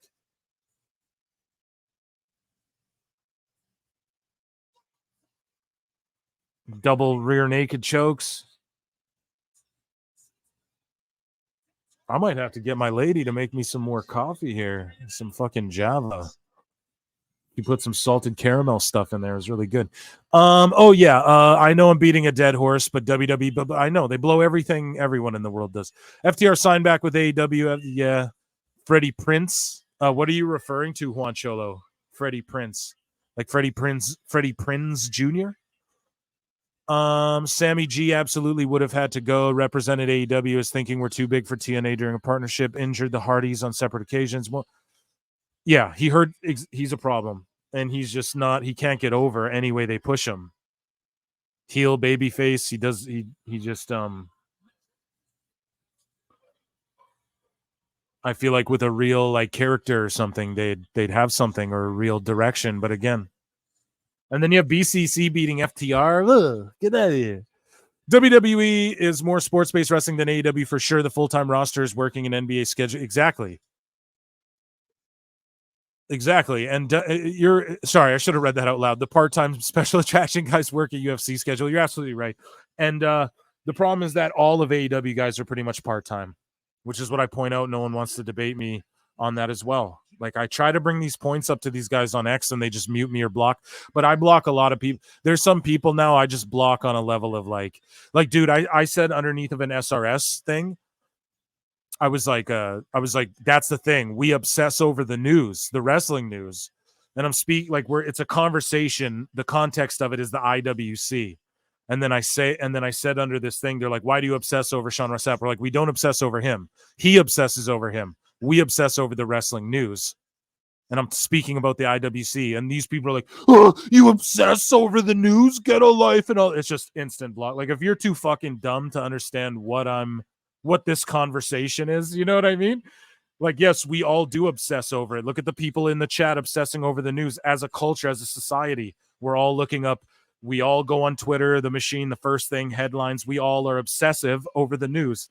I'm not saying I'm obsessed with the news and I'm in a fucking bat cave with 19 screens looking up every headline like Dave fucking Meltzer. You know what I mean? What I'm saying is we're obsessed, the IWC, with the news.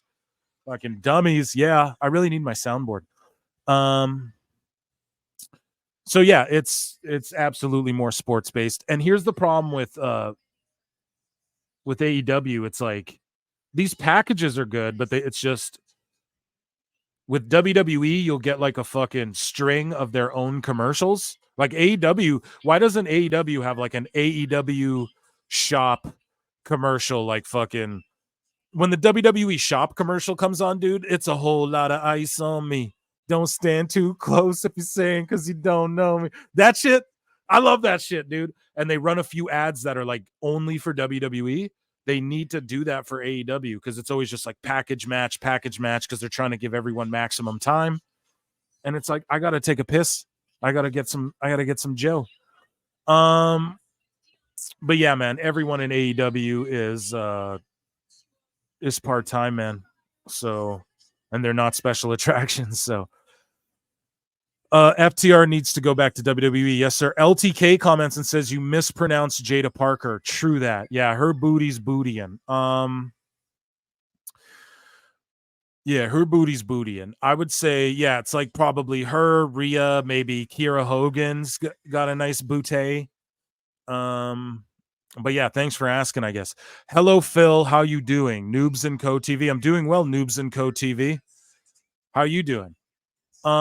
Famous people are going to be easy on the eyes. How's this new? Exactly. LOL. Every man was sprung over Madonna back then. Bro, what the fuck happened to Madonna? Can we just sidetrack here for a second? What the fuck happened to Madonna? Okay. Look at old videos of her. I don't know. She was very pretty, but not really my. Look up Martika back in the 90s. Martika's the shit, bro. She's gorgeous. Jack Roby, or Robbie, sorry, you can tell me how to pronounce it if you'd like. The Rock got booed, die Rocky, suck chant in 97. Okay. Noobs and Co TV, I enjoy listening to your podcast. I enjoy you enjoying listening to my podcast, Noobs. What that one fan said to Maxine, Kurt Angle had entire crowds chanting that too. Yeah, you suck. Exactly. Like it's speaking of Kurt Angle, did you guys hear Darby Allin called him a little bitch? Or I might be Sorry if I'm fucking with my mic here, guys. Let me know. I'm shaking this thing here, and it might. Yeah. Darby Allin called Kurt Angle a little bitch. He's like, yeah, you'd be a little bitch if you just sit around and let them take your career into your hands like that, and blah blah blah. And it's like, bro, fuck you. How about that? I literally just said fuck Darby Allin. Like, Kurt Angle gave his mobility, his neck, his life, his ability to pick his children up so that you could jump off shit in front of 1,000 people and think you're over, bud. Go fuck yourself. Darby's done with me after that comment. I really hate guys who have no respect. That's the other problem with the Okay, so Toni Storm just came out in her WWE gimmick. And not her timeless Toni Storm gimmick.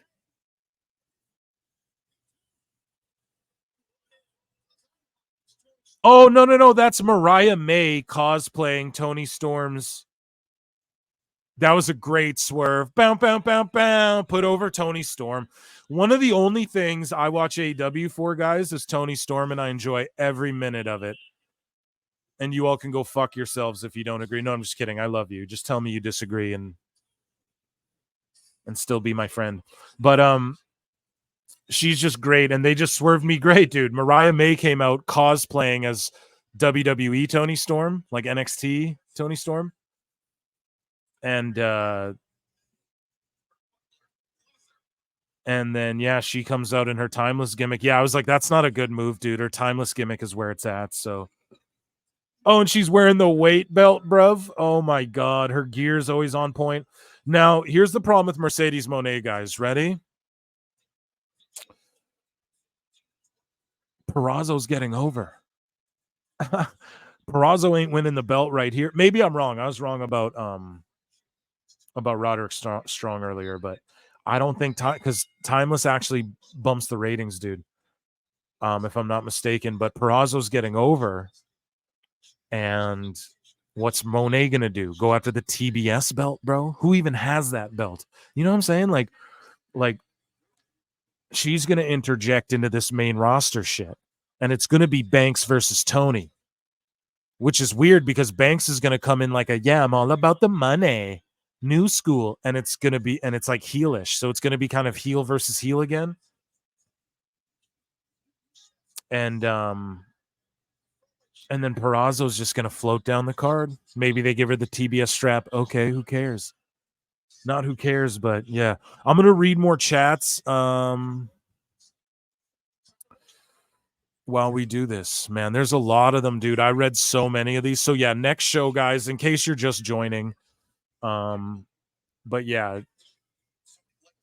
it's next time it's gonna be like members and super chats. So be sure that you have super chats, or you know how to do that or whatever. I don't know if I have to set it up or whatever, and make sure that you join and become a member. 99 bleeping cents. Because yeah, it's a ton of reading, and I'm trying to get to all these, and I'm sorry if I skip a couple of these, but they're just things that I feel as though have been reiterated.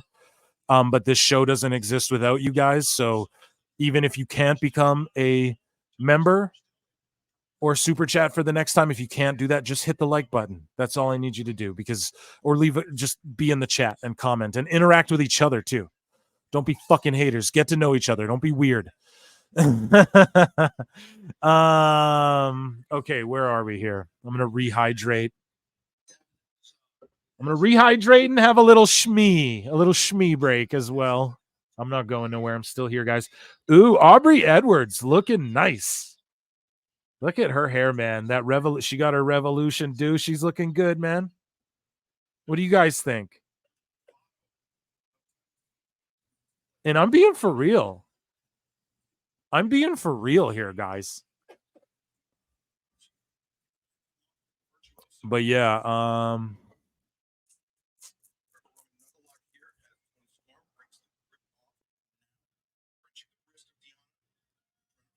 I'm still with you guys. If I go silent for 2 seconds, don't go anywhere. I will be here. I love that Toni Storm too. She has. So people say though, they're like, what is this gimmick? Is she like the old whatever? She's an old time wrestler, like old, Wendy Richter type shit. crossed with like Marilyn Monroe in the washed up, drunken, pill taking, smoking cigarettes, after parties, Merwin Metro Golden. I just fucked that up. I botched. Wah, wah, wah, wah. But yeah, she's like a cross between that, right? Very easy gimmick to get. People freaked out and were like, oh, Ash, what's her name? Dana Brooke in TNA. Ash by Elegance is stealing that gimmick. It's a completely Ash by Elegance is like a fucking jeweler or something. She's like a jewelry model or something. It's like completely different fucking thing, dude. People are so dumb, so silly. And if you thought that, you're dumb and silly, but I still love you. So we're going to read more chats. This is a lot of technical wrestling, though. I'm telling you guys, this match is the match to watch. We have two really good technicians. My one criticism of Toni Storm was she just would rush. Like Disco Inferno said the same thing too, actually. That's why I tell you guys, that is a good show. But they go like, she would just go like move to move to move to move. But with this new gimmick, it's just everything is hit, milk, pose, milk it, sell, selling's like all of wrestling. You know, it's so crazy. That's why I fucking get annoyed at these AEW freaks who just put over these move porn. That's what they want. They just want like move quickly, get the next move in. No one's selling anything, you know? Selling is the game. That's how Flair became Flair. That's how Austin became Austin. He was selling for Bret Hart in a pool of his own blood, you know? But I could do shoot commentary for this too, like fucking Luther getting involved. Purrazzo rolling back in the ring.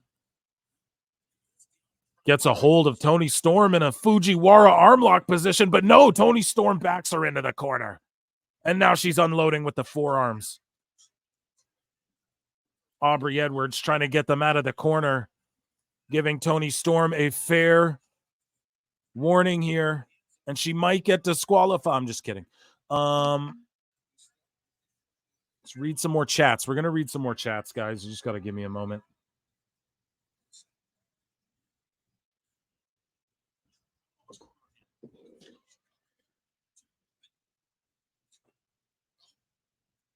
Now, my prediction, Toni's going to do something with that weight belt. I don't know if she's worn one before. I don't believe she has.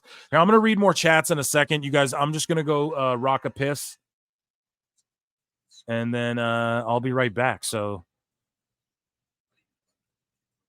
I don't know if I got to announce it. I'll just hit the music. I'm going to get like a "we'll be back soon" little card for you guys.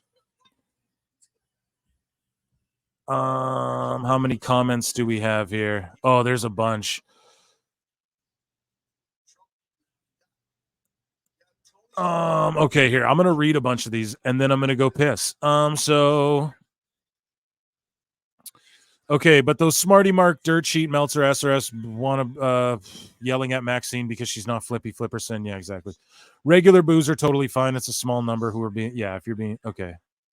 You have to explain this to redacteds. I get it. Yeah. Yeah, I think that's most of us in here. I think that's most of us who listen to Pro Wrestle Times. Cash Story. I was making fun of SRS for not allowing comments on a tweet, and he called me a dumbass. Yeah, see, they leak to SRS. See, the FTR boys leak to the sheets, guys. That's a known thing. So, just so you guys know, there you go. Not burying them because I would have said it any other time, but dude blocked me, whatever. That's not why I'm saying it, but he did, and so same thing happened to you. It's probably what I said about SRS too. You saw the clips of Damage Control along with Becky, Bianca Belair, and Naomi during the house show this weekend. I find it very funny, Oscar's very, yeah, I mean, that's where you do stupid shit like that, is house shows. You don't do it on fucking national television. AEW creative, I think, lol. Made fun of SRS for not allowing, and he's proud he blocked me. Remove me from your dumbass conversation. You're weird for being proud another man blocked you. I mean, yeah, like, I'm not, like, I'll post if someone blocked me and go, like, I'm never trying to get someone to block me. That's where me and SRS too have gone at, where it's like, dude, you'll never catch me say, this is what I said to him in the DMs. I was like, you'll never see me saying what you say to people. Like, oh, you little bitch, you're a fucking dumb bitch. Like, I won't start saying that unless someone says that to me first. You know what I mean? The IWC is a headache at best. Yeah, but we're all a part of it, man. I got comments and tags from the SRS Army for days, and I'll just start blocking them. Yeah, fuck them. There's an entire channel dedicated to talking about sports, yet those types of goose try to act too high IQ for what we do. Yeah, exactly. Madonna looks like she opened the Ark of the Covenant at the end of Raiders of the Lost Ark. Noobs and Co. Doing good, Phil, but can you call me Noob for short? Yeah, I can, Noob. Oh, it's not Noobs and Co. It's Noob. Yeah, I got you, bro. Noob. Have you seen the first 4 episodes of the new season of it? No, I haven't. Favorite wrestler in NWA of all time. Oh, pardon me, guys. Of all time of the reboot. It was like Eli Drake or Ricky Starks or one of those guys. Nick Aldis, easily. Currently of NWA, oh boy. I have been like when I'm going to sleep, I'll throw OVW on sometimes because it's just on YouTube. I like EC3. I always have. I know that people hated on Control Your Narrative, but yeah. NWA is okay, but I haven't been caught up, man. Honestly, it really fell off there. And it just sort of became everything that I thought it wasn't going to be after the whole pandemic era kind of took it out. And they were bringing Marty Scurll in. Guys in the comments, what do you guys think about Marty Scurll? How do you feel about that? So I, on an old episode of the podcast, I didn't even really know about his allegations, but now I do. So how do you guys feel about Marty Scurll? Potentially the Young Bucks' dad is lobbying for him to get into AEW. What do you guys think about that? LOL Phil. What up, dude? Jonathan Paul. I like Timeless Tony Storm,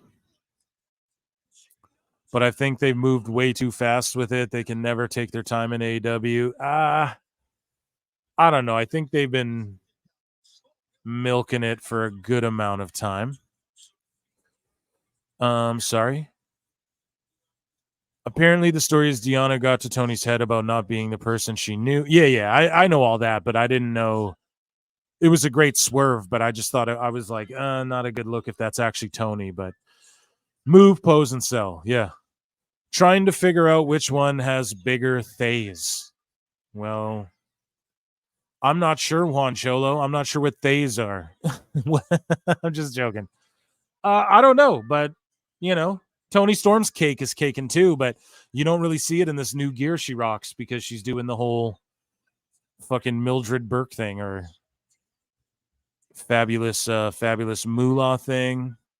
Yeah, I think I'm caught up on the comments here. And this match, yeah, it hasn't been bad. I like Luther too. Like I like that they did something with him other than him being like, wow, and just sticking his tongue out and being a fucking weirdo. I think that's pretty cool. Big dive right there. But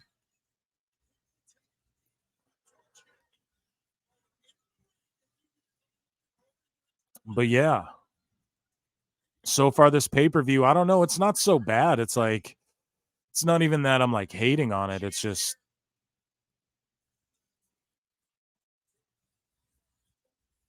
like I wish I was more invested in some of this shit. That's all, right? Like BCC fought FTR, sweet. That could have been a good like go home show match. Yeah.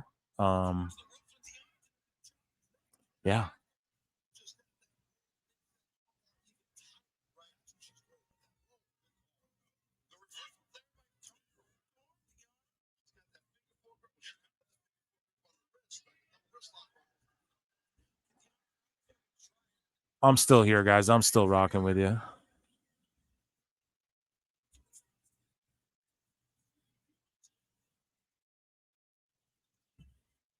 Bam, bam, bam. Yeah, so there was a tap there. No one saw it. Aubrey Ed didn't see it. Pile driver. I told y'all.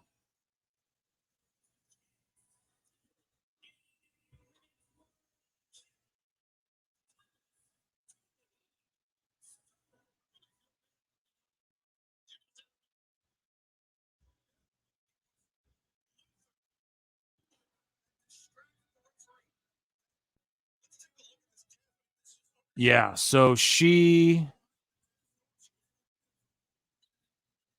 Yeah, so Tony Storm, she was tapping, but the ref didn't see it. Mariah May gets involved. Pile driver, it's over.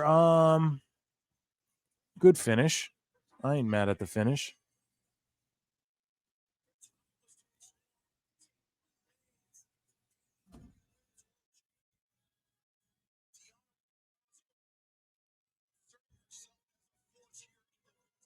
I am not mad at that finish at all. I think she should have the belt for a while, but it's Mercedes Moné who's going to.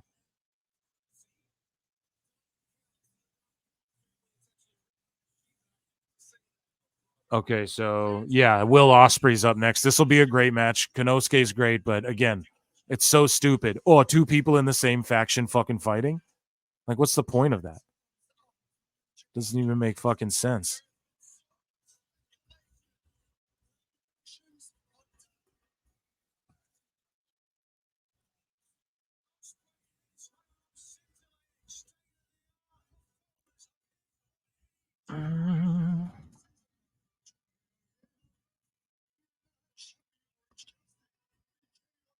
I'm just watching this promo package, guys. Sorry, I'm still here chilling with you.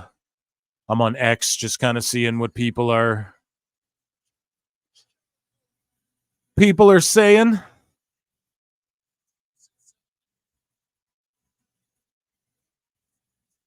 Oh yeah, see, I'm looking at my live show. I need better artwork too. How do you get better artwork up there for the start? We're learning as we go, folks. We're learning as we go. Feeling good, bro, for a reason.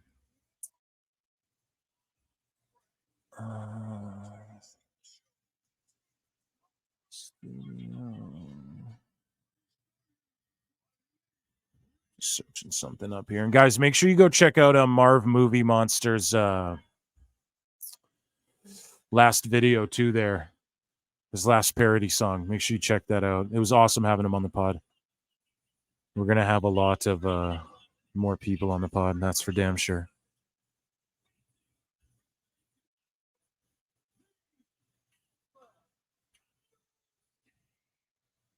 Okay.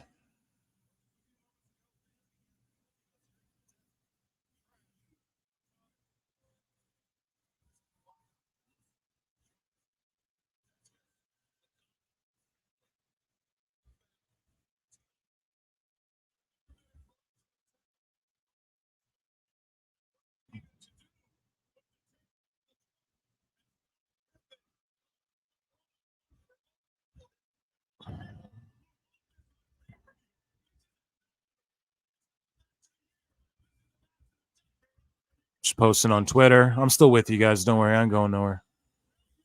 And my mic ain't muted, so if you hear scuffling, I'm being murdered. I'm just posting the link. I should have did this like an hour ago. I'm posting the live stream link on X at Pro Wrestle Times on X. Yeah, Movie Marvin is great, man. I'm so glad you guys like him too. I've been really yeah, we're in the DMs and I see the potential. So I've been trying to impart knowledge and help that dude out as much as I absolutely can. And he obviously does the same because he's getting viewership very quick and he is a really good dude, like behind the scenes, just letting y'all know that too. And his whole shtick is just fucking hilarious, man. It's so original too. I tell him all the time, like I can't stress it enough to him. Like the whole concept of that in wrestling is just so original. So we got Will Ospreay versus Takeshita. This will be a great flippy match. Movie Marvin is an icon. Yes, I enjoy watching Power. IWC is just sad. Absolutely, guys. You're all right. You're all fucking right. I'm such a noob here. I'm trying to see how to. Oh, banners. Okay.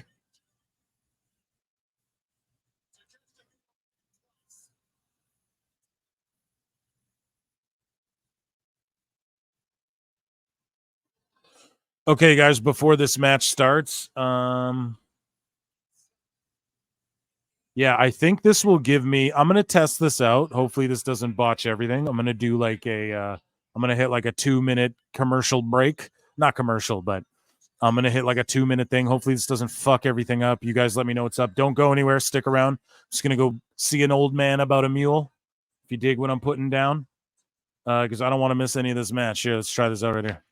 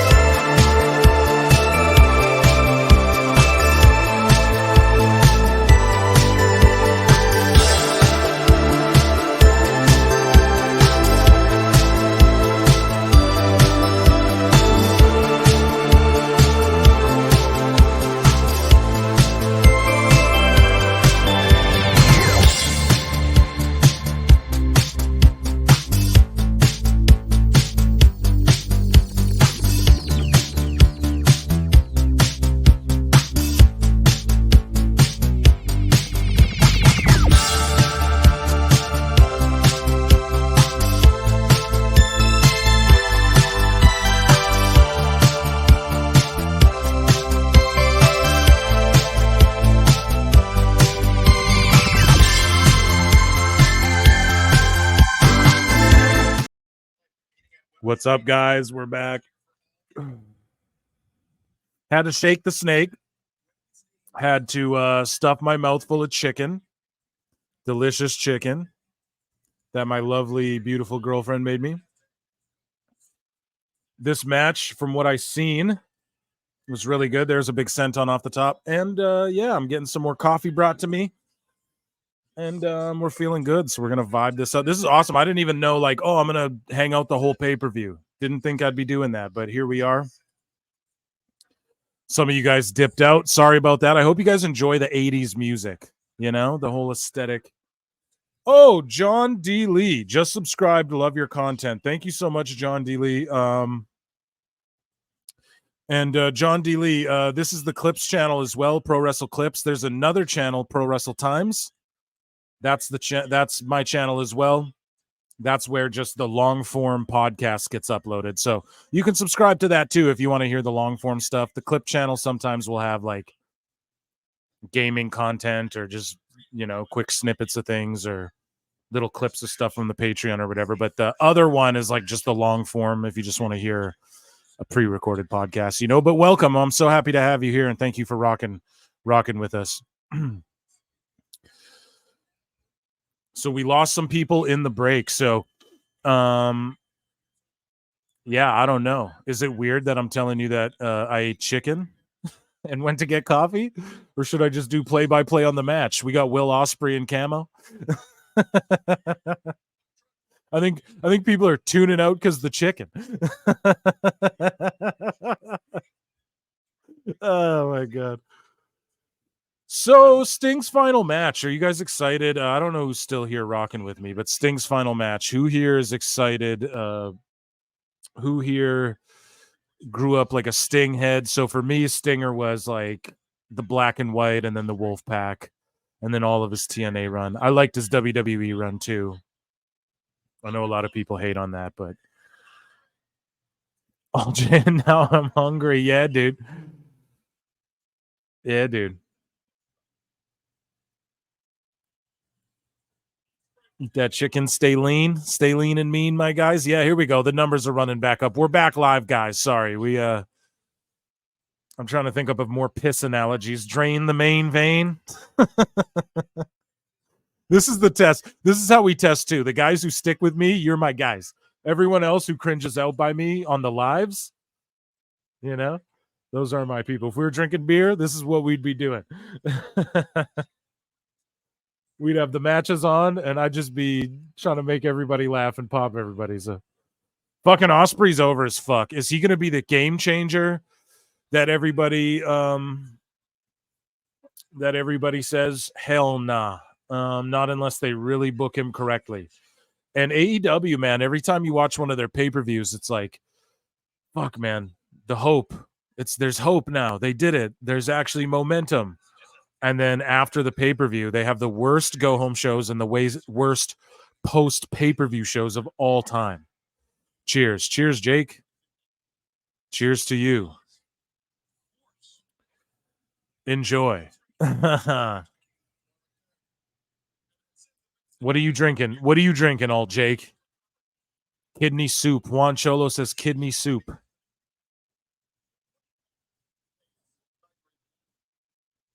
I enjoy watching. Noob and Co says, I enjoy watching NWA since being on YouTube and enjoying NWA currently. My favorite wrestler in NWA now is Natalia Markova. She's amazing in the ring. I hope she'll get. Yeah, she's really over with people, huh? I'm not incredibly familiar with her, but I am familiar with her. But I haven't seen enough of her work to really discern that. Jameson and ginger ale is my standard go-to. Nice. Yeah, I like beer. I like hoppy beer. I'm one of those dudes who I'll go get like a flight. If I'm gonna drink hard shit, I do like tequila. Just shoot tequila with a little lime. But yeah, I'm kind of a beer guy myself. So yeah, they're both laying on the outside. Account is going down.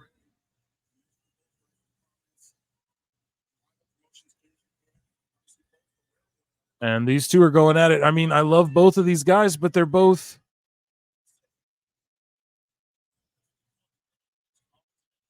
people who like they're in the same fucking faction. So it's just I don't get neither of these guys should be losing right now. Or like book Osprey versus Cassidy and have him win your international shit right off the rip. Yeah, he's going all out. He's flipping.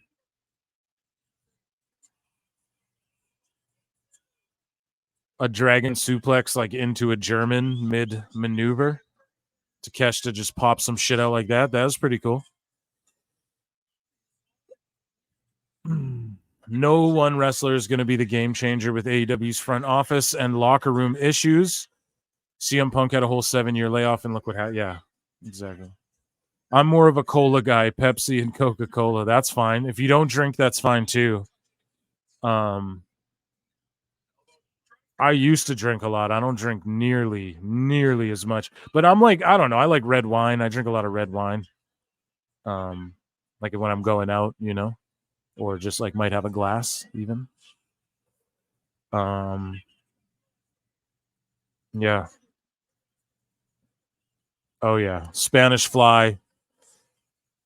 Fans are going crazy. But if you're comparing Pepsi and Coke, I mean, what do you guys got? I got Diet Coke all day.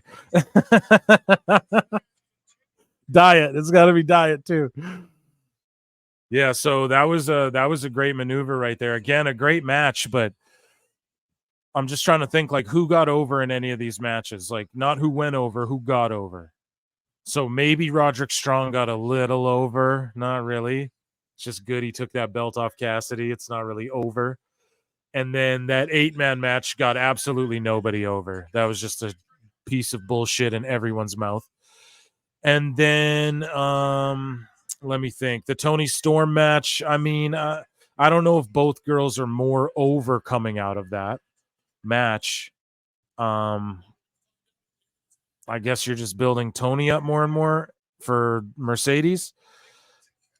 And then this match is like neither of these guys are. It's just a great showing, right? FTR versus BCC. I mean, BCC goes over. Okay, like they're not more over than they were, or will ever be. Like if they went, like if Cesaro was in WWE right now, he wouldn't be used the way Vince saw him. Imagine like Claudio versus Gunther, dude. Come on. So I just don't know, man. You have Aleister Black. He could be your international champion. He's from the Netherlands and shit. Like, you have all these options. Imagine an Aleister Black, Will Ospreay feud. Or even these two feuding, but like in a feud. So this is what's going to happen. Takeshita, again, all he is a guy who gets in big matches. Other than Kenny, he gets in big matches and then chokes. That's what happens with Takeshita. He either kills guys or he gets to a big match, chokes. He's beaten Kenny, but Kenny's fallen apart. He's hurt. He's bloated out, etc., etc. So he can't. He's not operating on that level, and so that's what fans remember. Oh, he beat. Fans are sitting there going, "Oh, he beat up Kenny, worn down Kenny, and then he loses to everyone else." And it's like you're just ruining Takeshita's build, man. He's not like an Austin Theory. Austin Theory's like he can do 100 jobs until he's like 20 fucking 6 or 7, and then he can start winning and getting over. Takeshita's like, no, he's got a look, a size, his style's pretty rank. He's put in the years in Japan doing their like pretty rank style.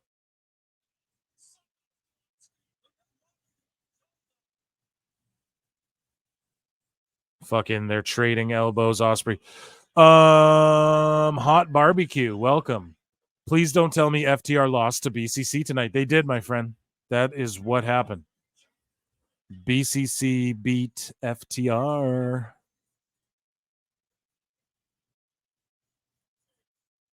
Takeshita just knocked him with her right hand. Yeah, these two guys are super good. Like if there's a story behind this match, this would be like such money right here, but they just don't take the time.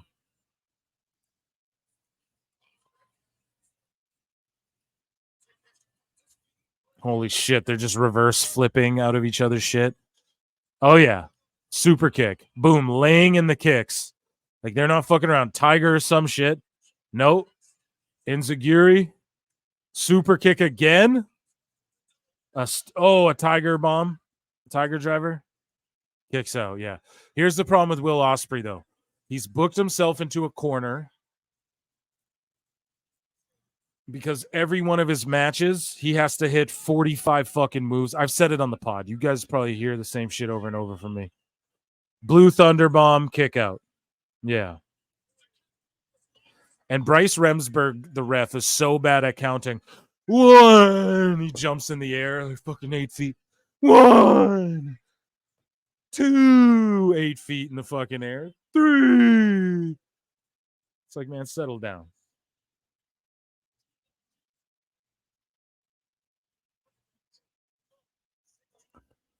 Settle yo ass down.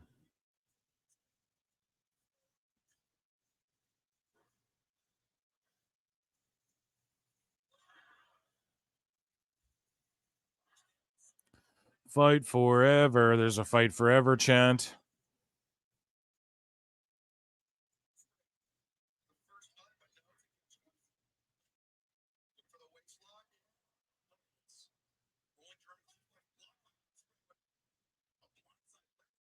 Okay, a lariat. Sorry, guys, I'm real into the match. Crowd was going nuts. Osprey signaling for the Oz cutter. There we go. Hits it, but he won't finish it. This is the problem. It's going to be a kick out.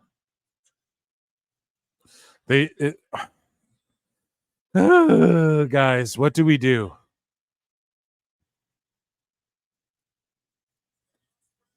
What do we do about this, guys?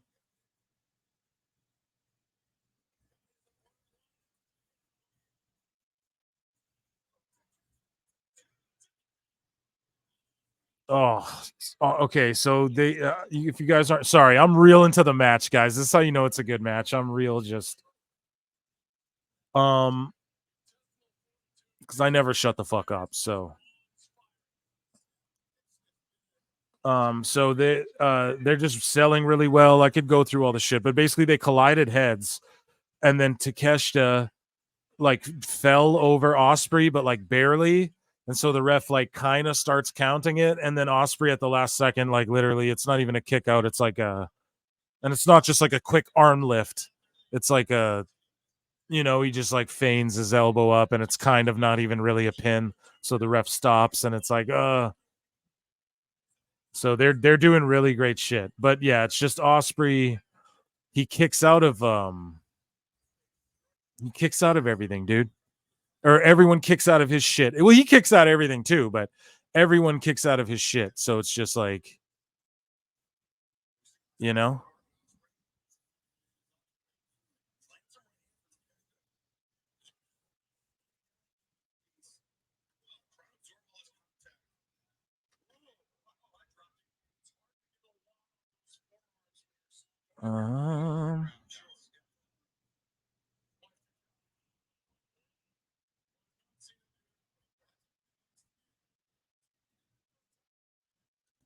Cheeky Nando's time.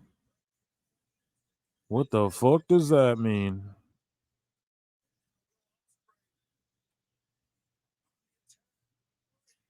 Oh, I guess wallets. Okay, so I can upload. I'm learning all this shit as we go too. I'm like looking over these options. So yeah, I'll have better thumbnails and shit next time I go live. Oh man, that was pretty crazy.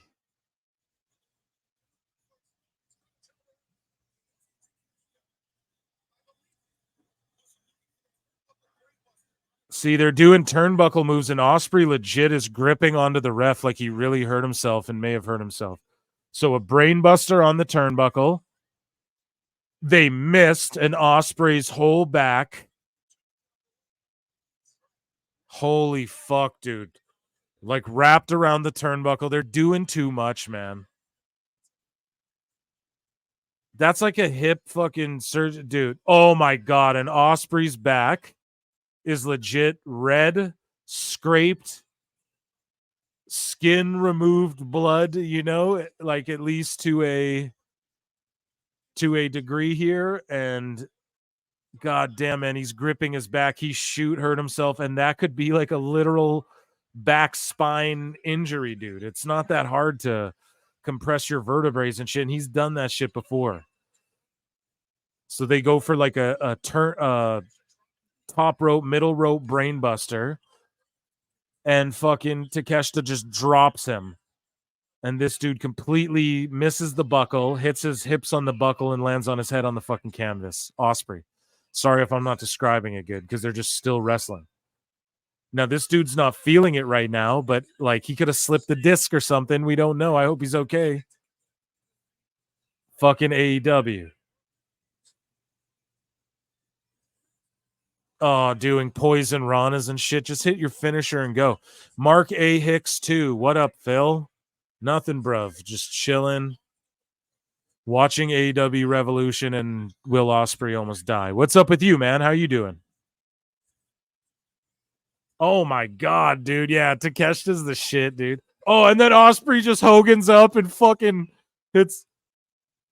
And then fucking Takeshita just Hogan's up, kicks out of his shit at one. My word. My word. Dude, I'm probably, this shit is not going to get monetized. I'm swearing so much. I got to really, really work on that. Oh, my word, my word, my word.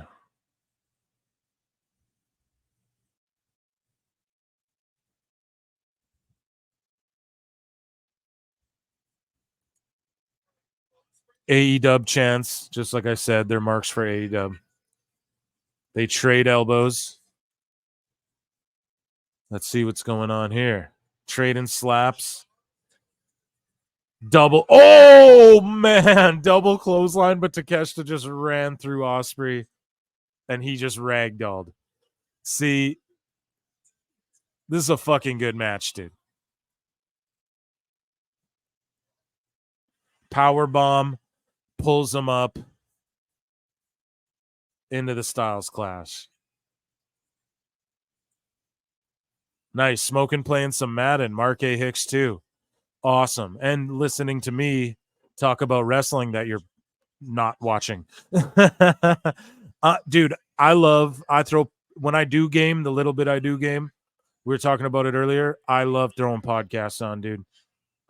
And he just dropped Takeshita on his goddamn neck. Oh my god. I'll do the commentary like Vince. I know. Drop him on his neck. Yeah. Hidden blade. If it's not done here, I'm turning this off. Thank God. Takeshita loses and then kicks out after the 3. A nice little hot barbecue. Just listening to you. Dave is going to give this match 6 stars for sure. Hot barbecue. Are you not watching the pay-per-view either? It's all good if you're not. I don't discriminate. You're all welcome here. We're cooling. I'm also trying to like make a thumbnail off on the side for this stream as we're live here. So we're juggling things.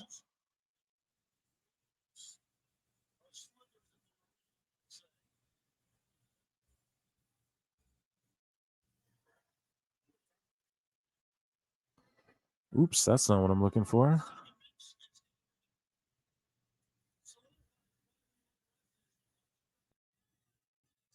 Okay, so who's this dude? Kyle Fletcher now has dyed hair, so no one recognizes this is him. Rather, he gets like an anti-pop. No one gives a shit. And he's gonna now challenge Ospreay next because they were in a faction. That's an okay story, I guess. But you got to be a real big mark to understand any of that. You got to be a mark like me to understand any of that shit. Let's see here. Oh yeah, let's get us cooking in the algorithm, guys. Please, yeah, if you haven't yet, like the goddamn video, please and thank you. Or maybe, okay, I won't swear. Sorry, guys. Like it. Okay. They bow to each other. Is this faction a faction? Who knows? Who knows?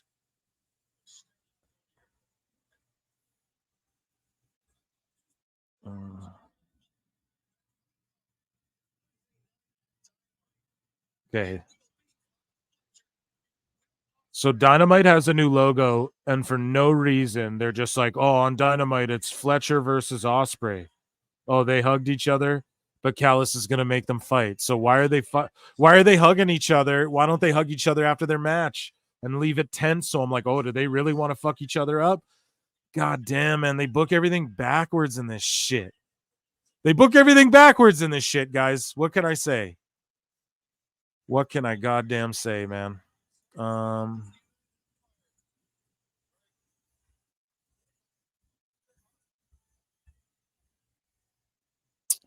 Sorry, guys. I'm just tagging this. I want the algorithm to. There's no tag when you do a live stream. There's nothing tagged. There's no thumbnail and shit.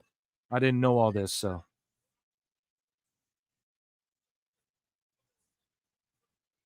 Islander. Okay.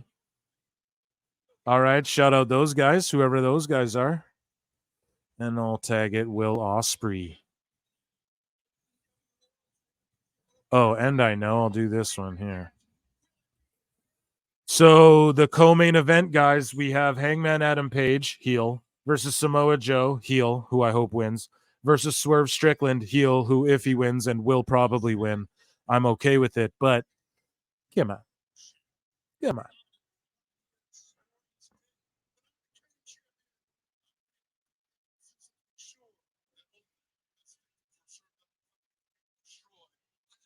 When I became champion, like Samoa Joe's like, when I became champion in this package, I created the pro rank, the ranking system so that no man can blah blah blah blah blah. But then the ranking system's gone because we just had an 8-man all-star for this shit. Do you know what I'm saying, guys? You guys dig what I'm putting down?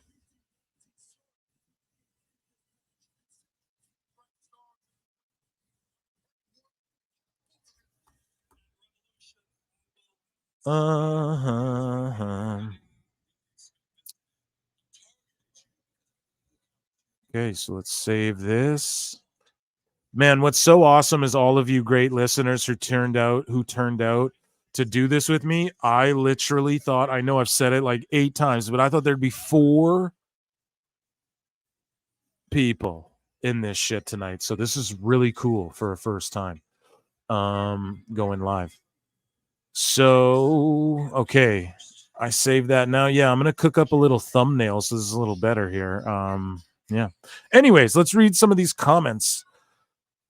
Hot barbecue. LOL. No, I'm not watching. I don't know how much I could sit through to wait for Sting's match. Yeah, I'll let you know how it goes down, man. It should be good. Swerve is coming out. He's got a bunch of ladies. I'm gonna. Oh, JR's out there. Yeah, they got a bunch of ladies dressed like anime characters dancing with Nana. See, they give Swerve his big due entry. He's just so over. They gotta like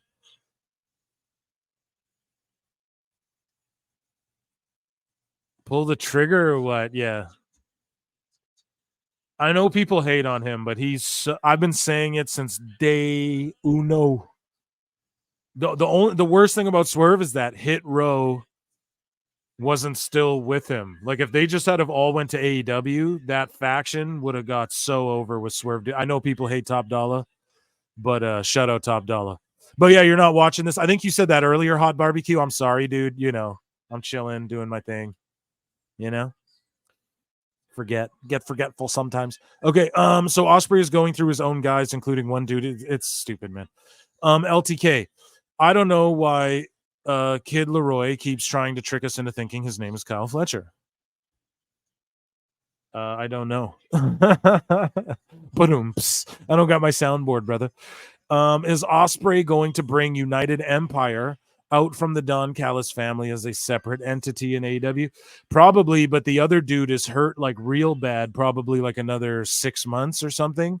He got like one of those 9-month to a year type injuries. The other United Empire guy. Forget his name, sorry. And yeah. Mark A. Hicks 2 shared the link to the show in X for you. Oh, thanks, bro. Yeah, I appreciate it. If all you guys want to share it, that's great. If you hit the like, though, that would be awesome. And consider becoming joining on the YouTube Clips channel. Become a member there. Yeah, you can get shouted out on the show, and also just I'll read your chats next time. I'm trying to keep up with all the chats. It's already hard with like 20 some people, but even if you don't, just hit like. That's all you got to do. Get involved in the chat. That's all you got to do. Mark Davis, Fletcher's partner in Aussie Open. Yeah, that's right. His name. Yeah, right. I'm familiar with him. I can picture him fully in my head. I just forgot his name because he's been off TV for so long. Yeah, if it's me though, Swerve, you pull the trigger on him tonight. Even though I love Joe, they pulled the trigger on Joe too late. He should have won the belt like way before. So I don't know. This match will be interesting. I've seen so much great matches, though. It's like I'm kind of great matched out almost. Like they buried anything Sting could do, unless Sting does a backflip off the fucking zip line, you know? I don't know what they could do. And honest to God, why did he zip line on Dynamite? They should have saved it for this pay per view where the building's packed. Like it's just these little things that, like, who's calling these shots, you know? They should have had the Bucks beat down Sting on the last show, so he's all injured and couldn't get to Darby.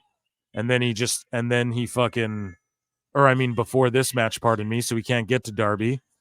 And then he rafters down. You know what I'm saying?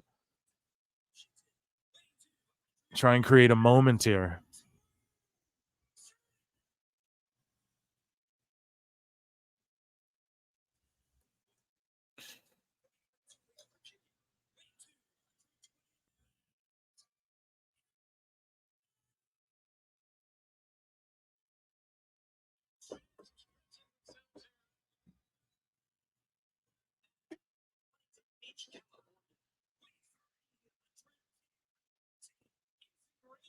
I'm here, guys. Don't worry.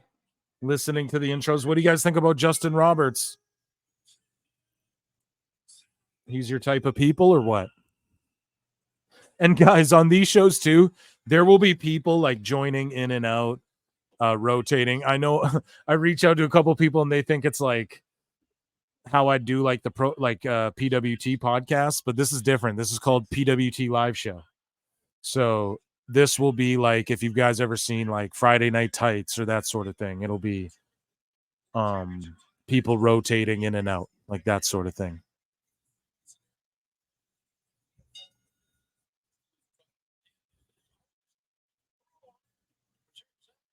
And I'm watching this match / making thumbnails.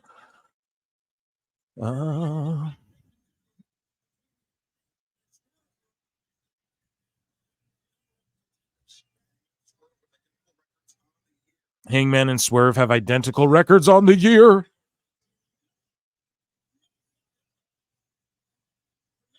See, Joe's just like the middleman in this, and he's the world champ. That's what I mean. Like, they don't, it's just so stupid. Like, how is he not in a big angle with someone for this big pay-per-view, man?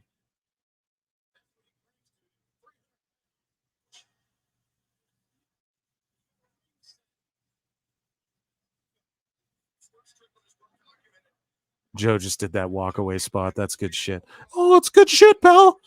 It's really good shit.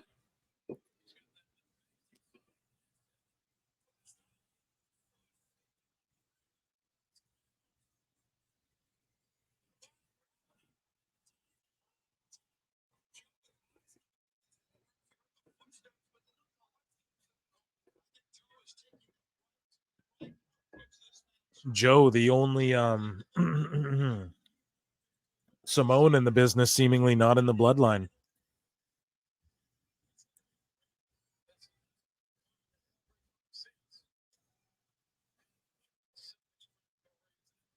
Joe's just chopping the shit out of him. So yeah, basically, here we go. I got some comments here. G Coalition brother number 17. The Rafters thing is something Sting usually did on Nitro to get the jump on the NWO, so using it on Dynamite is consistent. For his last match ever, he should actually get a full entry. You fucking boom. I wish I could hit the fucking bam, bam, bam, bam, or a round of applause. Round of applause, everyone, for G Coalition. There you go. You just convinced me. You're actually completely right. It was like a go home thing or something they do on Nitro. Yeah. It's just funny he's copying WCW to a fucking T. Hot BBQ. I can stomach Justin Roberts more than absolutely, more than I can stomach Excalibur. Absolutely, but they do two different jobs, brother. I'm talking like Samantha Irvin or Roberts. You know, you can't compare him to the Fink, but Alt Jake just saw some highlights. Takeshita versus Osprey on X. Nobody sold a goddamn thing. Yeah, you're not gonna like it as much as your boy. Hot barbecue, 100% Excalibur. Yeah, you guys are chatting. Good people. Yeah, dude, I don't know. You're not gonna like that. A lot of them, they were selling though. They did a lot of great selling. If you watch the full match, they got plenty of time, and they were selling. But yeah, you are right. Like, it's not selling. Like, if you hit one of those moves in WWE, you're selling the shit out of it, which is the art. You know, that is what the art form is. But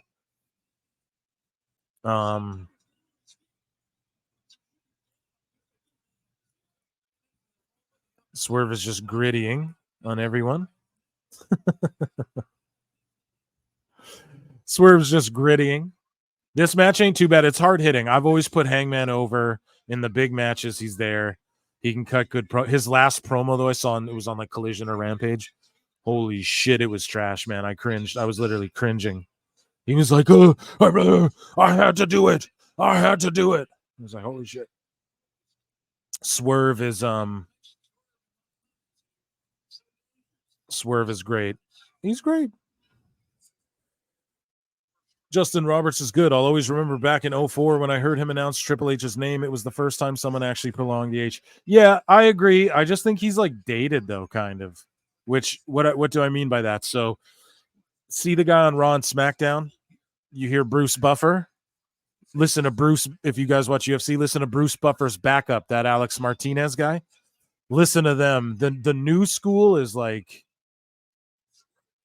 See, Swerve kicked out at like a 3.5. They keep botching. Like, hey, guys, just get your fucking shoulder up. Don't worry about getting a last-second false finish. But what I mean, though, is like Samantha Irving and these people, Bruce Buffer and them, right? These people, they go, it's like a Triple H. Like, it's kind of that thing, you know? Anderson, the Spider, Silva. Like, it's like that. That's like the modern kind of sound, you know, that I think Bruce Buffer kind of helped get that. Because like back in the day, it was like this. I feel like Justin Roberts is very like that.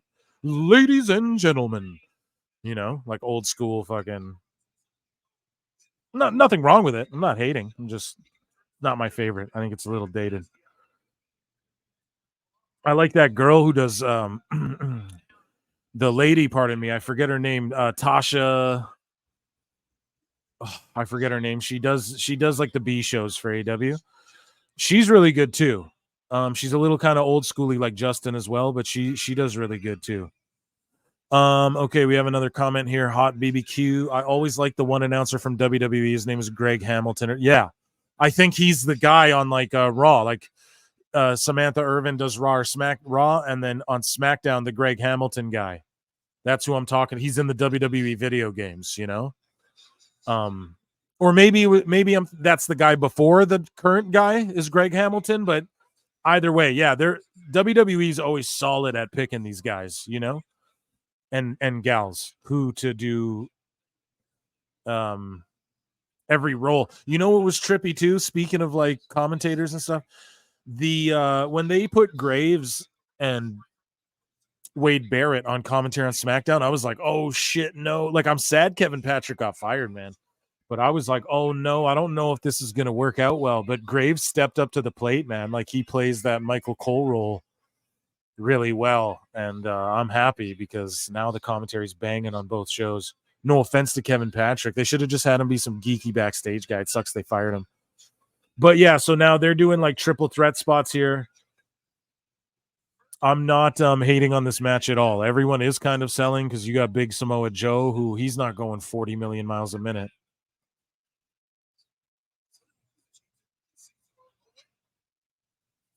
So basically, just add a slight guttural gruff to what Justin. Yeah, legit. He just needs to get more serious. I don't know. Not like that. Yeah. Or you just hire Vince. Vince, we got a new job. I got a new job. I'm a ring announcer for AEW. Yeah. Yeah. That's right. They're going to bring me in. Hangman. No, I'm going to announce it my way. Hurry up. Get me a milk crate for when Satnam say, who's this? The great Kali's son. Yeah. Yeah, you're Kali's son. We're going to put you in a Punjabi prison. Am I going to get canceled for doing Vince? Is he not cool anymore? Oh boy.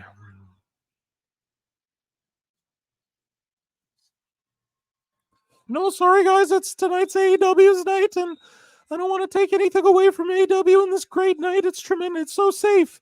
When Osprey landed on his hip, and when Cassidy landed on the turnbuckle by accident, it was all safe. It was all very safe, and this is the safest place in the world. Haha. I've always thought Tony Schiavone was cringy.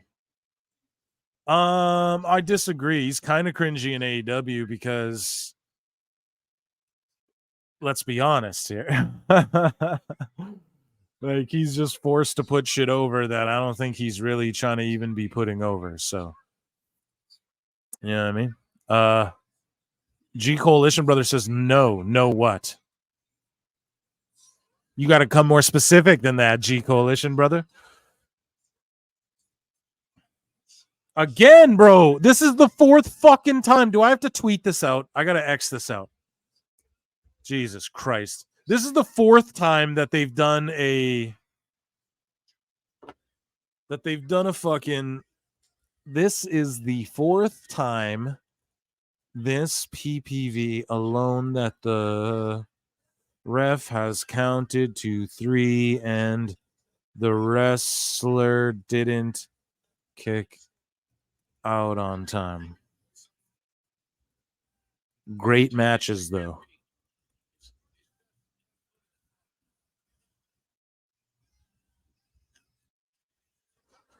Lots of scary botches, too.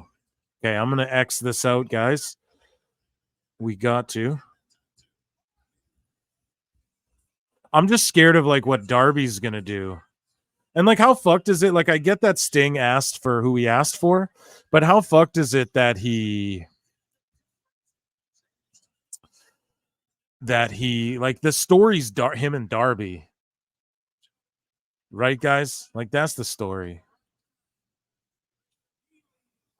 I thought Wade and Corey was going to be like the player haters of the year on SmackDown. Yeah. One of the, you need a heel and a baby face, though. It's how it works. With the commentators, you can kind of flip, though. You can kind of like heels or whatever. Like Book does that on NXT. I hate people that say, well, no, sorry, I don't hate people. I hate when people say they don't like Booker T. I know it's all subjective, but I'm like, dude, Booker and Vic are so good together. See, this is why Swerve's good. He's innovative in his chain wrestling and stuff.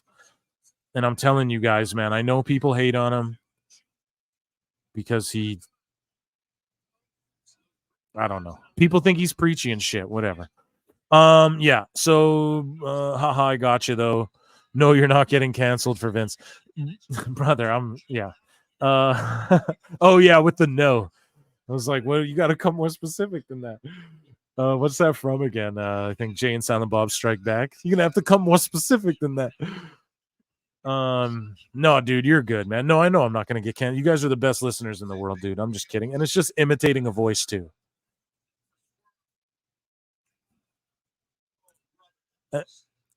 Alt Jake. We got Alt Jake back in here. What's up, brother?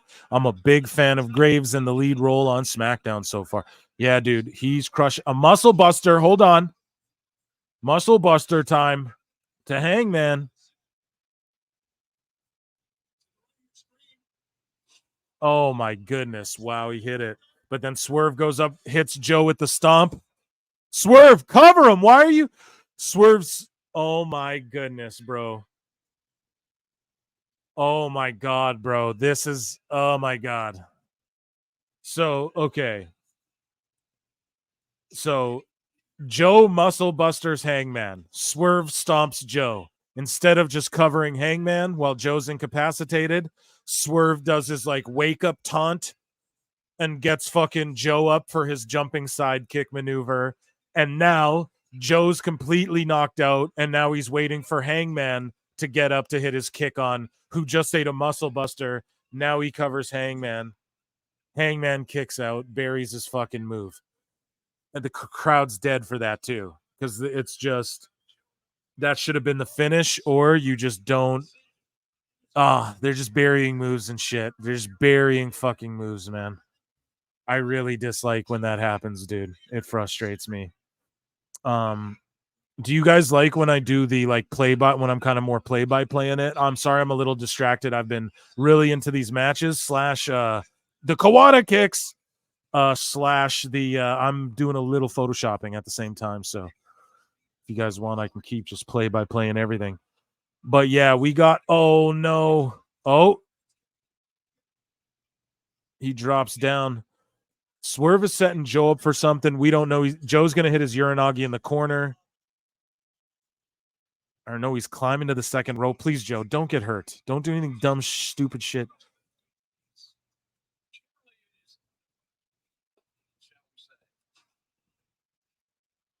Yeah, that was cool.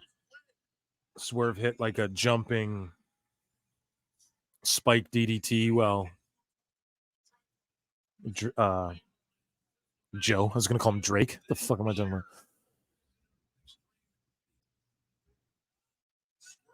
Got me in my feelings. A 450 splash across the back of Joe. It for shoot looks like it hurt Swerve more than Joe. The ref's legit talking to them both. Joe may have legit hurt a rib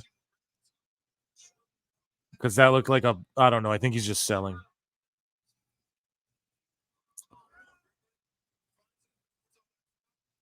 Another swerve stomp, pinning Joe. 1, 2, and then they botched Hangman. Oh no! See, they can't, dude. The ref 1, 2. The ref's too far away, so Hangman's supposed to pull the ref outside the ring. His whole body is in the ring, misses pulling the ref on time. The ref turns around in the middle of his 3 count to face Hangman, and then Joe just kicks out anyways. Buries all the moves, buries all their shit. Hangman grabs the world title, cracks Swerve with it. Hangman botched the finish. The refs keep not fucking. Holy fucking ref botches, man.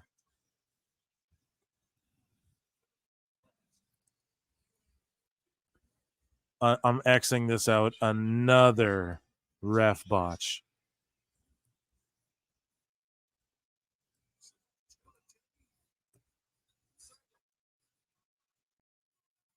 Dude, the cringiest shit is fucking Paige trying to act all, this is mine. Whoa, trying to act all fucking, dude. Ugh. Buckshot lariat on Joe.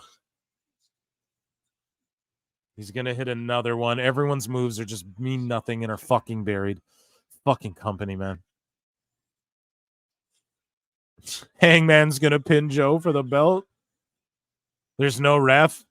Joe's pinned out. So Joe got beat by Swerve and Hangman in this match. Joe kicks out of 2 buckshots. Everyone's moves are buried.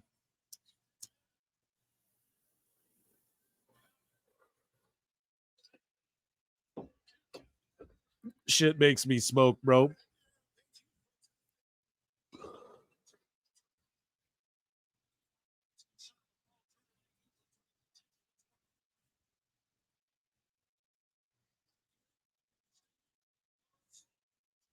Yeah, I'm just over it because now Joe's gonna win.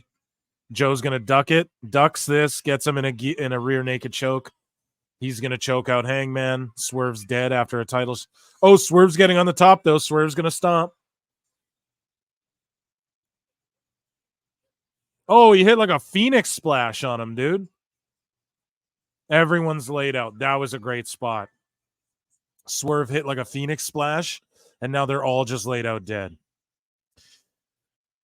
Guys, I'll read chats in a moment here, so keep them coming in. I'm just watching this match and doing this Photoshop here.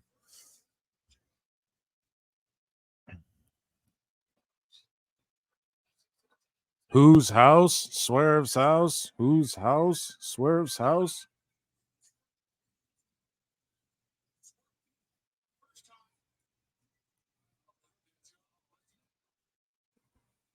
Okay, so Swerve had the belt in his hand, but he won't use the belt. He throws it to Nana. He's like, oh, no, I can do this on my own. Joe gets him in a choke. Swerve reverses, rolls him up. And then Hangman just gloms the referee and just starts beating the ref in the back of the head like Hannibal. Yeah, he's super villainous heel. I like this now. Hangman's like over the top heel. Swerve is doing shit to redeem his character. These are things, though, like if Swerve had just taken the time to look at the belt and then the camera zooms in on him and then goes to his face and then goes to fucking and then shows Joe's face as he realizes Swerve's a changed man and he won't hit him with. They don't let anything breathe. Now it's just Swerve's just doing moves to everyone. Fucking Hangman skinning the cat not even a minute after fucking beating the ref down like Hannibal.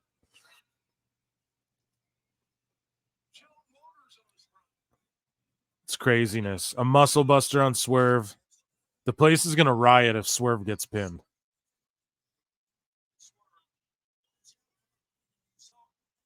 We're just hitting moves and finishers. A botched buckshot. And then a modified buckshot off the top rope from Swerve. Swerve's about to win the world title, guys.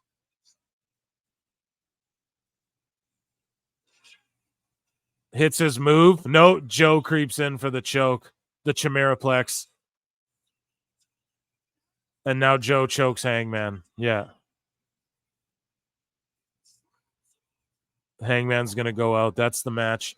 So Joe, I'll let you guys know when the bell rings, but yeah. Yeah. He taps. Joe retains. Yeah. There's no positive outcome here because either you cut Joe short or you fucking, or like, because it's either Swerve doesn't win or Hangman wins. No outcome's good. Like if Hangman wins, blah. If Swerve wins, then you cut Joe short. If Joe wins, then Swerve doesn't win. So there's no good outcome of that match. It's just too much to digest at once as well. Like it's not too much, but it's like it could all mean so much more and generate more interest, pique more interest. Like we had like two full on swerves, like full on turns went down in those moments. And we didn't get to enjoy any because people are just doing flips and buckshots. It's just like fucking chill. Everyone hit I think Joe hit a buckshot. I think Joe just flipped in that shit, if I'm not mistaken. Someone rewind. No, I'm just kidding. But it's yeah. But congrats, Joe. He's my guy. He's he's number one to me, like in the world. So like as far as like AEW goes, and as far as like he could go to WWE, fit into the top. He could go with any of those guys too, And he's a star. He does movies. We've talked about it on the show. Voice acting, Twisted Metal show, Like he's and people would instantly go bloodline, even though obviously he's not in the bloodline. But he could be a guy who's like, well, no, I'm not in the bloodline, and like fuck you. And they could be like, well, come on, you're Samoan. No, we're all brothers, And then no, Joe just starts knocking heads. That's the. I think that would work too. So April 21st, we're getting a big promo here. St. Louis. It's a big announcement. Oh, great big announcement.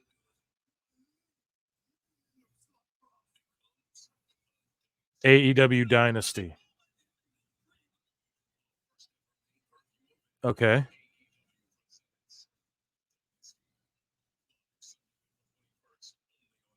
AEW Dynasty. It's got really cool graphics, but April 21st on pay-per-view. Okay. What do you guys think? AEW Dynasty. What do you guys think?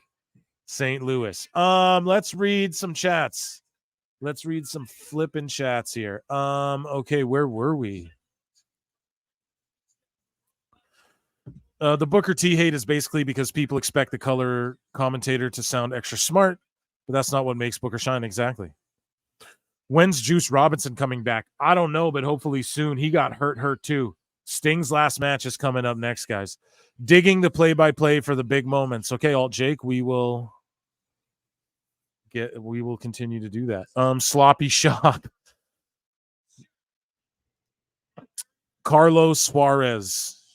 What's up, buddy? Thanks for joining us. AEW got a AEW. Yes, they do. CM Punk was right. Smoke them if you got them. That's the old saying, right? The damage control storyline has been very fun to watch, but can Io Sky do something besides standing around? I feel like this story is more like an Asuka Kairi. It kind of is. It kind of is. It kind of is. You're not wrong about that. CM Punk was never ever. Should have got the Phoenix Splash earlier and the Swerve Stomp now for the pin. Yeah, I mean, the match, they do too much. Doing too much. That's AEW's motto. We do too much. This is also what happens when you book too many matches in a pay-per-view. No, exactly. Now I'm like, holy shit, I'm worn down before Sting's match, but not fully. Like, I'm like, okay, we can do this. You know, I drink a lot of coffee and I can talk to you guys, so I think I'm more vibrant for it than if I was just maybe sitting and smoking alone going, what the fuck is going on here? But at the same time, it's like, I think more could be done, just less matches. You know, you could just let things breathe and not just package match. Run me an AEW shop, like show off your superstar merch. Where's your Slim Jim ads? What the fuck is going on? You know what I mean? Isaiah Coyote, another one. Seriously? What's up, buddy? Another what? Botch? Did you say something earlier? I don't know. What's up, buddy? Thanks for joining us. Another ref botch. Yes, another ref botch. That's probably what you're alluding to. Hot garbage. Yeah. AEW and Dynasty do not go hand in hand. Yeah, truth. That's true. But I don't know. It's weird to do that in April too. Like Mania's in April. Nature Boy's coming out to his theme. Another major announcement. Yeah, Dynasty, Isaiah. Dynasty. So AEW Dynasty's a pay-per-view. They're doing it in April, I guess. I suppose that's a thing.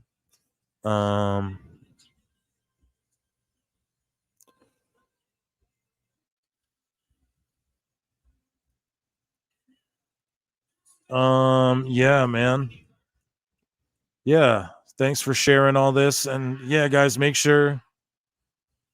Oh, Ricky the Dragon Steamboats. I was just gonna say, make sure you follow at Pro Wrestle Times if you got social media wherever you're at. Ricky the Dragon Steamboat, though, his music hits. He's the special timekeeper, and yeah, that's a great addition.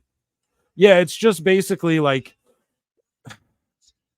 the problem. Oh, I think that Walter Hausman guy, Paul Walter Hauser, that guy from Cobra Kai, and he just won like a fucking Golden Globe or some shit. He just popped really hard. He's a big time mark. And that's why I appreciate AEW, because we get these mark moments, dude. We really do. Like, where else can the Von Erich boys just come and wrestle? And where else can Edge just go make $3 million for his family after he gave his fucking body for this business? It's still real to me, damn it. But for real. Here, look, Boss Rutan. Sorry, no, who is that? No, yeah, sorry. I thought that was Boss Rutan. Botch Rutan. More like a fuck up on my end. But yeah, basically the point I was making before is that what TNA did and what AEW's forced to do sort of is just like wrap up all the WCW shit, all the leftover stuff, NWA shit, that kind of WWE left behind. And although that's not a bad thing, I just think like when you, I don't know, man. How are you Eric Bischoff and you're not offended at when these guys are taking shots at you and you're like, bro, I grandfathered your fucking logos. Like, like I sunned your whole fucking aesthetic and everything you do, bro. Like, you know what I mean? So I don't know. What do you guys think? Am I making sense? Am I getting true to you? Let's read a couple more chats here before this match. I think I finally understand the damage control story. Io Sky is so obsessed with not being Bayley's second as champion that they gave her. Yeah. It's just friend turn. You know what it is? It's Triple H Batista, man. It's Triple H and Shawn Michaels redoing all their old fucking angles that worked before, you know? Isaiah Coyote. But yeah, no, to go back to this though, yeah, you're right. That's like the nuance to it. It's just however you almost interpret it, but the thing is we don't know until EO tells us, but ultimately it's Dakota. If you watch SmackDown, Dakota clearly sided with them because they can cut Japanese promos, that's fine, but Dakota can talk for them and wrestle less, which is what she needs to do. She's hurt her knee, I think, a few times, 2 or 3 maybe. So, and the Bucks came out, new music, and they're fucking healing really good. And I've said it, I like this Matthew, Jackson, and Nicholas. It might be too little too late, but I like it. And they're dressed in like pajamas or something. But they just should have did this with Punk. Like, there's no reason. Sorry. Thoughts on Will Ospreay match? It was great. 5 stars, 7.5 stars. No, it was really good, man. And I like both those guys, but it's just, it doesn't really mean like no one really got over. Cash just got beat again. Then you got Ospreay, who's the shit, but they kicked out of 17 of his moves. So it's like raining on the stage for Darby's entrance. No, that's really cool. I'm pumped for Sting. So Sting, to me, you know, I was always a big fan growing up. I had his action figure. Sorry, I'm trying to hide all these. Okay, Sting's about to make his entrance, so we're going to watch this in full. I thought that was Boss Rutan. It's like Tully Blanchard or something. I love it. But yeah, the Will Ospreay match, it was good, man.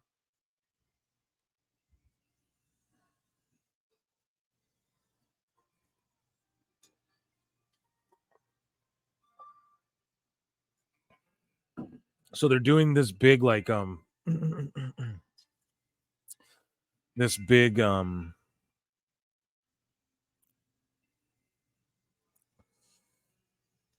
it's like Sting's in like a movie theater. Sorry guys, I'm gonna try and relay this to you, but I'm also trying to absorb it.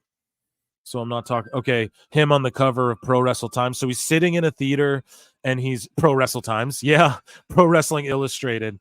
And they do have photos of him from WCW. Oh, WWE even released the footage.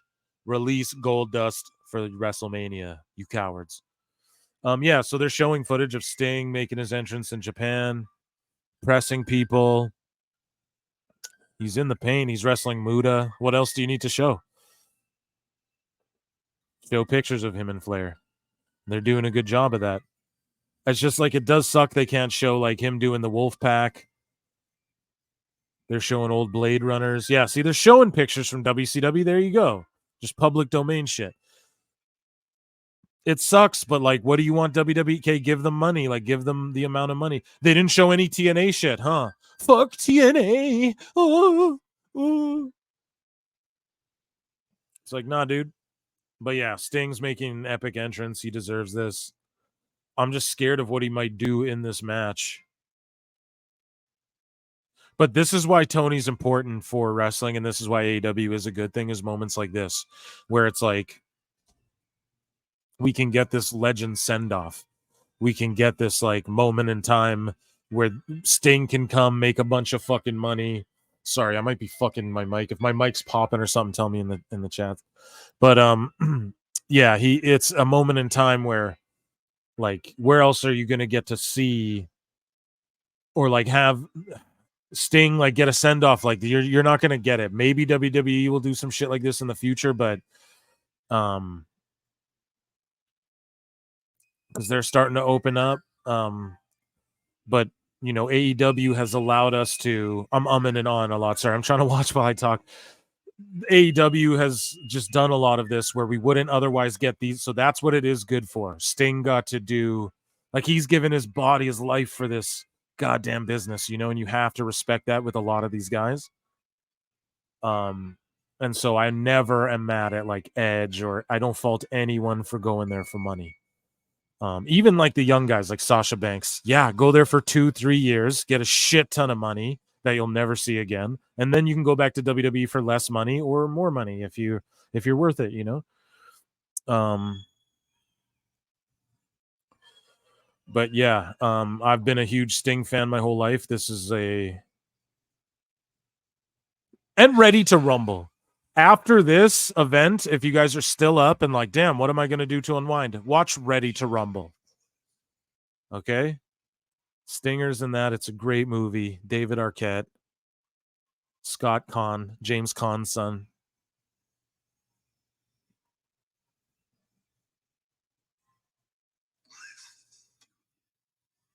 Yeah. Fuck. I'm going to have the soundboard next time, guys. I promise. I promise you. I bet it's so easy, too. Like, all this shit was easy to set up, to be honest. I'm talking like I'm incompetent. Oh, I don't know what the fuck I do. How do I do this? Yeah, Sting's making his entrance right now. Huge pop. There's a guy who came out, his son. See, this is the way you do it. Everyone's like, oh, I want to see Surfer Sting. No, dude. You brought his sons into it. This is the way to do it. His son is dressed as Surfer Sting. His other son is dressed as Wolfpack Sting. And then he's going to come out as White and Black Sting. This is how you do it. Bravo, AEW. This is what I mean. AEW. Oh, yeah, dude. Tony paid for the music. Yeah, AEW. This is why AEW is good. You can't get a moment like this without them, where Tony will pay for the getting texts. But yeah, dude, Sting's kids look like they could whoop the Young Bucks' asses rather.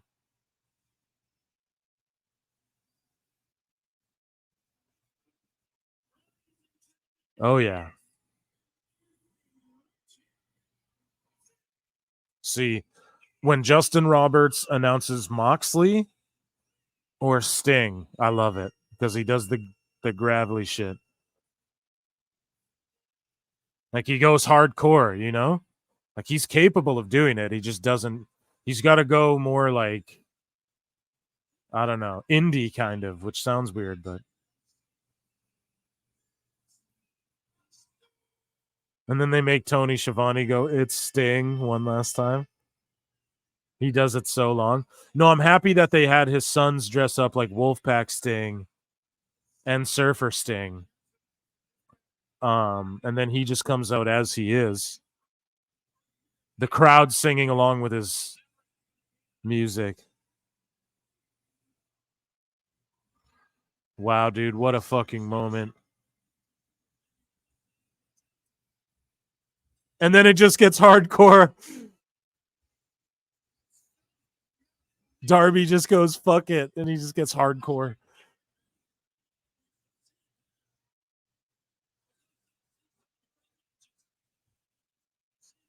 Oh, yeah. So Stinger splashes right off the rip to the Bucks. Now, people are mad. I get why they went with the Bucks. People are like, they shoehorned themselves in. Nah.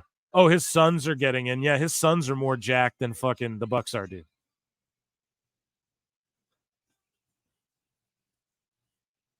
Now the Suns are hitting stinger splashes and botching them.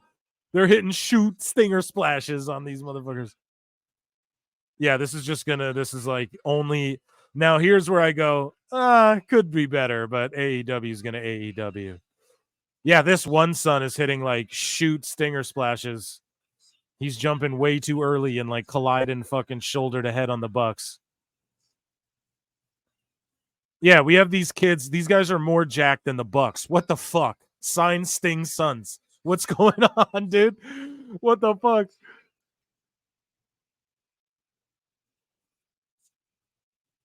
Now Sting's just scorpion death dropping both the Bucks. This is what I think they're gonna do. They're gonna do the ECW where Sting's last match, he just retains the belts, and then they fucking just then he just retires, and then Darby will vacate the belts or whatever, and then they'll have a tag tournament.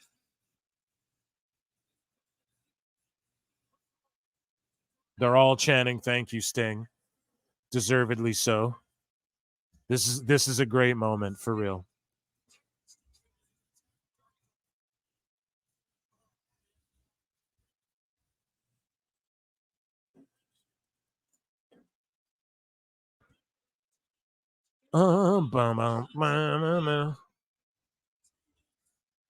But fuck Darby for what he said about Kurt Angle, though.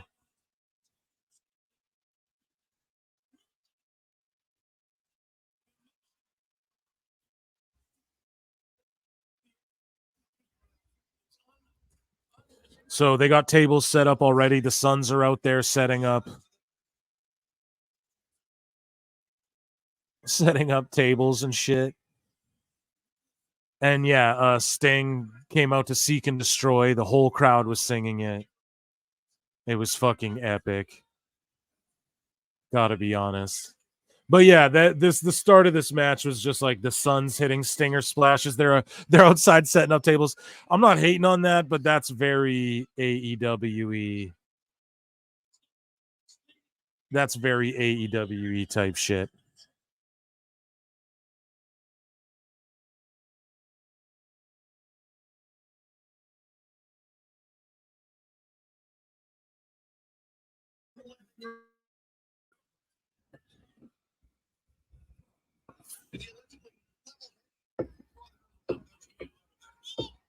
Backdrop.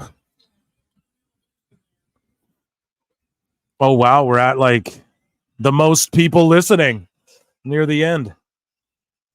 I'll hang out and kick it with you guys for a bit. Might as well. Maybe a game or something. We'll see what's up. I don't know. It depends. Depends how many you're sticking around. But yeah, this Sting match, I'm just enthralled. I'm watching it. There's just okay. So to set the picture for those of you not watching, fucking tables everywhere. Sting setting up. There's just weapons. Darby splashing. Da da da da da. Okay, I'm gonna read some comments. Oh, okay, they're bringing out glass. Now, this is what I was worried about. Like, I don't need Sting doing glass bumps. I don't need Sting.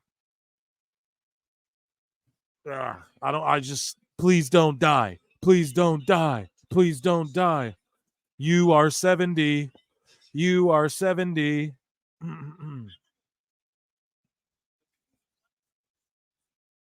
Yeah, now the Sting Sons are setting up panes of glass with Darby onto chairs.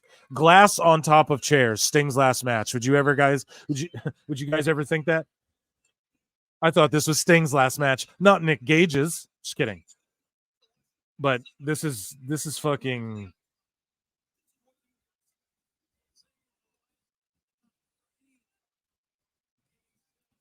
So my friend, okay, I'm gonna read some chats here, guys.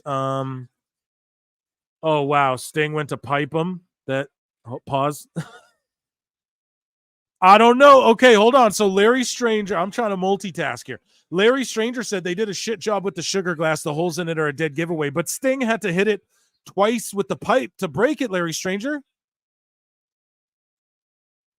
So is it rigged glass? Because it looks like it's pre-cracked to me. It looks like it's real glass that they drilled holes in, so it wouldn't like stab and shatter. You wouldn't have to go through it as hard and slice yourself up. What do you guys think? What do you guys think? Let's have the after party to all laugh at Tony together during the scrum. Oh, absolutely. We'll watch the scrum together. And we'll watch the scrum. Great idea, LTK. I'd drop you an air horn if we could. That's a great, great, great idea. Larry Stranger, I hope the Bucks win and take a victory lap so SC Jerk has endless content. Yeah, I'll have fucking endless content too, brother. Coalition Brother 17. Sorry, I read these backwards. They're out on the stage now. Things are going to get dangerous. Dude, I was just going to comment on the TNA thing. People complaining about no WWE footage, but not giving a shit about TNA. Just prove they don't care about wrestling. They just stand AEW and hate WWE. Sure, and that could go both ways. G Coalition Brother 17. That could go both ways, but oh my god, sorry, they're Falcon Arrow. And Darby Allin eats a Falcon Arrow through two fucking tables. I was responding to someone. I think my guy G Coalition Brother number 17. So yeah, it's selective cynicism, bro. So they are like, they hate Stark. Ricky Starks now because his contract's up. They hate Julia because she's when Okada was possibly going there. They hate him. Okay, gouging Sting's eyes. I'm gonna try and play by play this, guys. So hopefully you don't get annoyed by me. So Matt Jackson's about to suplex Sting off the stage. No. Yeah, they did it. Oh my God. Through 2 tables, dude. No crash pad. Bunch of tape and cords on there and shit.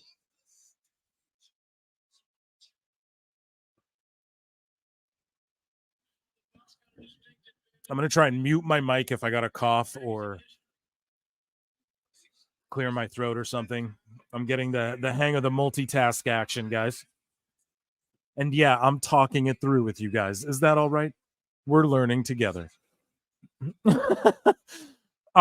They're showing replays of the good shit, man. But yeah, they suplexed him off a fucking stage, dude, through 2 tables. And this is why they wanted to go with the Bucks, man. It's because they are and the crowd's chanting "fuck the Young Bucks" like really loudly. They hate these motherfuckers. The reason they pick them though is because they are safe doing this goofy shit. They really are. They really, really are. And they can just sell their asses off. They're little guys who can flip around. They can just flip and flop and fall down and they're in the right spot to catch people and shit. Like that's all it is. And I get it. I totally get it. Like I'll compare them to AJ Styles. I know AJ. I know. I get it. AJ's a goat, but I'm just saying, like that's what it is. That's why Sting wants to do the match with them, and psychology. Like they know how to do this Gaga shit. They did it. Like you can't lie. Like when the Bucks are in a ladder match, you know it's gonna be like this. Is just spot. And like fuck Darby. I'll watch him get his ass beat, torture himself. Torture porn himself because sorry, I shouldn't say that. Torture corn. Sorry, YouTube. Hey, first time. Gotta give me a pass here on this one. But yeah, like because what he said about Kurt Angle, I'm not gonna let that go.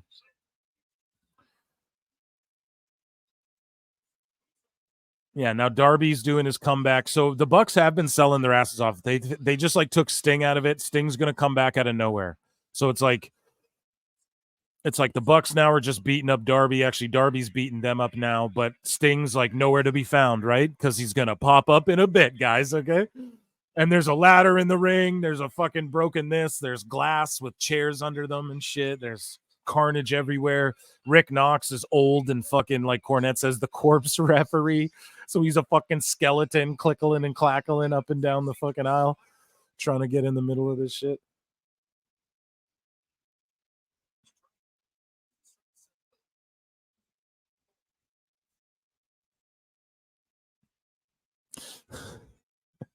G Cole. Yeah. Did I? My bad. Yeah, I didn't realize, dude, honestly. I just bibble and babble. Especially when doing this, I'm just thinking out loud. I'm one of those dudes, man. I think aloud a lot as well. So sometimes I don't know what's in the cranium and what's being spit out there. But thanks for the heads up. The Cornette review of this match may actually kill him. It's gonna kill me because I'm gonna die so goddamn hard. LTK 5 minutes into the match. Okay, now Darby Allin is ascending a ladder, so we're now not even 10 minutes into the match, and Darby Allin is climbing a ladder and is flipping off it through glass, through chairs. He's dead.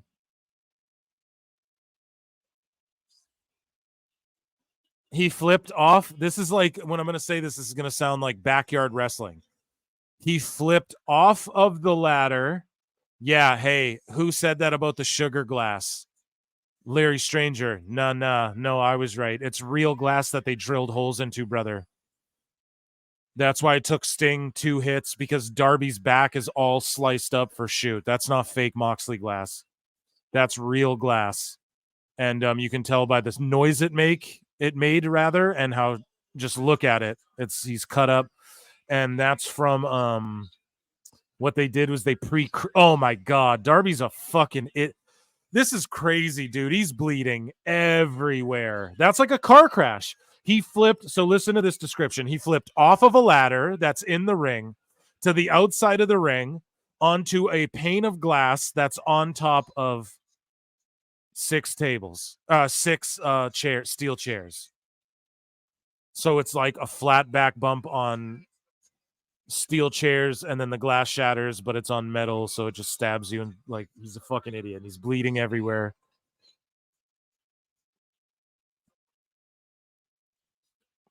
And yeah, that's what we're dealing with. Thoughts on Will Ospreay match, brother? I told you before. It was a good match, man. It was too much kickouts. Obviously, Will Ospreay fucked himself because they're putting Sting through a table here, brother. Sorry. Oh no, he's reversing it. Yeah, okay. Sting's fighting back now. Sting's whooping the Bucks, but there's a ladder and a table set up. I believe the Bucks are going to go on that table, and Sting's going to climb that ladder and go through it. And I'm scared, dude. Yeah, Isaiah. There was too much kickouts. Ospreay's buried his shit because everyone kicks out of his shit all the time. So it's like, what are his moves? You know what I mean? Oh God, yeah. I don't know when Darby. Jesus, Darby, yeah. I remember thinking Darby was the future. Now I'm not sure exactly. And he's talking shit about Kurt Angle. How does he think his body's gonna feel when he's 50? Like, yeah, it's okay today, bro. Wait till you're 50. Me listening to you describe what Darby just did. Why? Yeah. Sounds terrible. Was this worth $50? Yes, I guess. Yes. It's, Sting is doing what I said to. He's climbing the ladder and he's going to jump through the table. Now they got more glass, though. Don't put Sting through glass. Now there's a Buck with glass and a Buck fighting Sting on the ladder. Sting's on top of a ladder. No, dude, he powerbombed Sting off the ladder through the fucking table. He's 70. Oh, my fucking God, dude. Sting just no-sold it, stood up, though. Here we go. He did the no-sell spot. He's going to put them through the glass. But Darby's like, I need to go through the glass one time, though, dude. I need to go through to feel pain, man. Life. Oh, no, they threw Sting through the glass. Sorry, I don't mean to yell in your guys' ears and or homes, lovely abodes. Oh, and then they just kick him in the balls, let him sell the glass. Now they're hitting him with a scorpion death drop.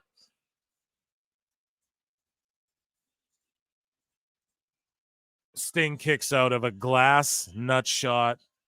Sorry, Carlos Juarez. I'm trying to get the Kurt Angle TikTok meme is more over than Allen will ever be. He shouldn't be talking shit about the legacy of a man like Angle, indie garbage. Darby Allin can go F himself in the Everest. I don't disagree with you, my friend. Here, I'll get to these other chats in a minute, guys, okay? I'm trying to read them all. I'm trying to read every single chat, guys. I appreciate you all so much. Please hit like, please. I don't know how much likes we're at, but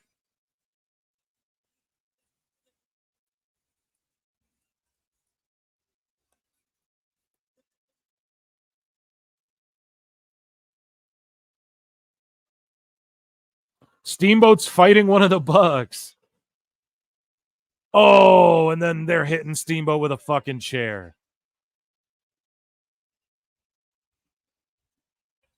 Now Ric Flair's in the ring. He's gonna bleed. Watch him bleed. Now Flair's trying to protect Sting. I'm trying to do play-by-play, fools. I'll read that.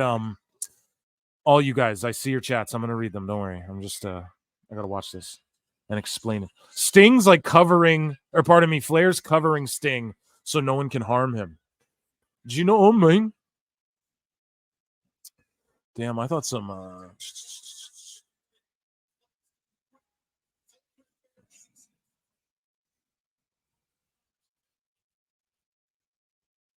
or is Flair's gonna turn on Sting now out of nowhere?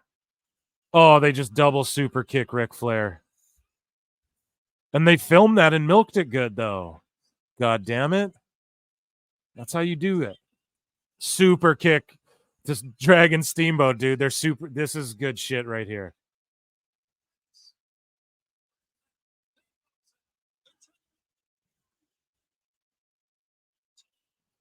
Hit Sting with the belt. He's done. He's cooked. Sting kicks out. Oh my god. This is the show that never ends. It goes on and on, my friends. Oh my goodness.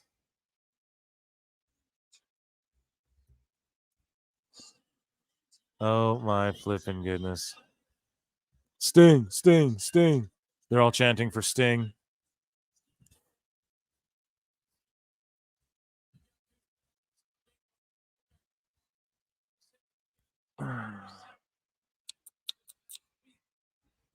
I don't know, man. The Bucks do this. They did this character, man. I'm not mad. Super kicks to Sting, but he's just eating them and no selling shit. It's hilarious.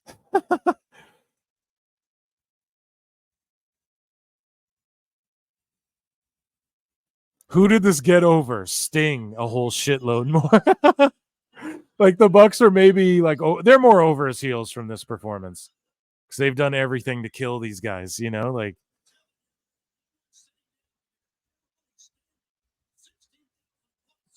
And commentary's okay. It's just, yeah, it's Excalibur.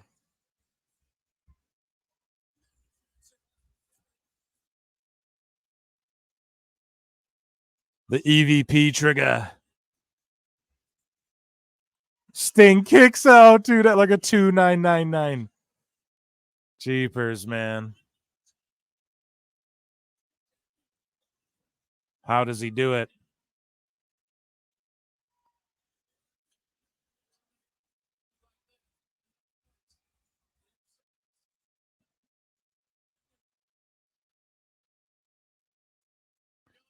And then, like, where's Darby? He's just not in the match. They're letting shit breathe, though. This is a decent match. I know you guys are like, what? They just did all this hardcore shit. I know. I'm talking. Like, that's what you have to do with AEW. You got to put everything aside and just go, okay, Sting's getting really over. That's basically what I'm getting. It's good because Sting is, it's old man Sting, like an old man Logan book. You know, he's fighting back, that sort of thing. That's all it is. But it's not. They EVP triggered him again. Sting kicks out at 1. Yeah, so the Bucks are just like, yeah, we're going to bury ourselves and get Sting over. Then Sting's going to leave the company forever. Yeah, I don't think Sting is losing. I think he's going to win the belts and then they're going to retire and vacate them. Oh, Sting's fighting. They super kick him. They're going to Meltzer driver him right now. Who knows? Maybe I'm wrong, but I think because ECW did that with the Dudleys or whatever, right? So it's like I could just see them doing some shit like that.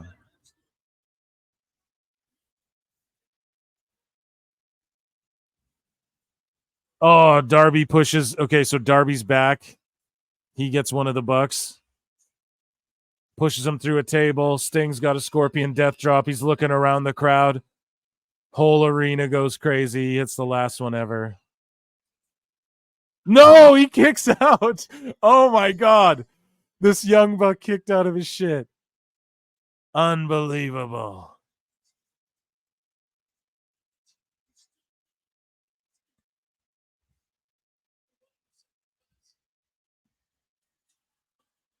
Coffin drop, scorpion death drop. He's going to tap him out.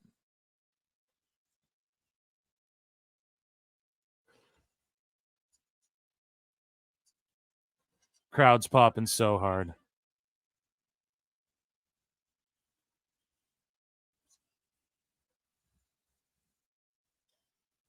Taps out. Sting wins. Yeah, I was right, guys. So we're getting. I did not know that would happen whatsoever. By the way, I had no prior knowledge of that in any way. But they fucking did the right thing there, I think, just for that crowd. But it's weird because their tag division's like, you know,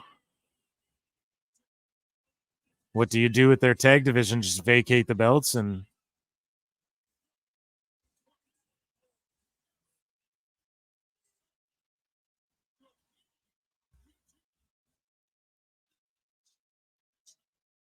Sorry, I'm just listening. Seek and Destroy.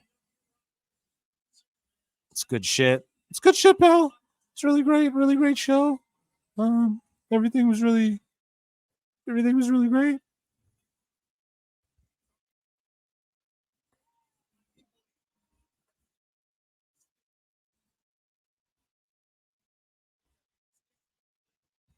Glass everywhere, table. Sorry, I'm just absorbing that. Well, I'm not gonna quit saying sorry. That's the first time I'm gonna do Canadian. Can't help it, but I'm going to also. Yeah, thank you, Sting. Exactly. We'll hold this up. Thank you, Sting. I'm gonna catch up on chats too, guys. Don't worry. I appreciate you all so much rocking with me here. Yeah, we're gonna stick around for a bit. If this fucking, I don't know if I get timed out, but if I get timed out at any moment, with this stream, I will just start up a new one and we'll go some more. So don't worry. And yeah, we'll EFAP the fucking the press conference, and I'll throw it up on the screen for you guys too, because we can legally do that. I'd love to throw the pay-per-view on the screen, but and then pretend I'm playing 2K, but we're new here, folks. We're not trying to get in trouble. A great match. I'm just trying to absorb this moment. So I will read all the chats, guys. Great signage. Man, WWE signage, though, lately. Holy shit, the fans with the signs.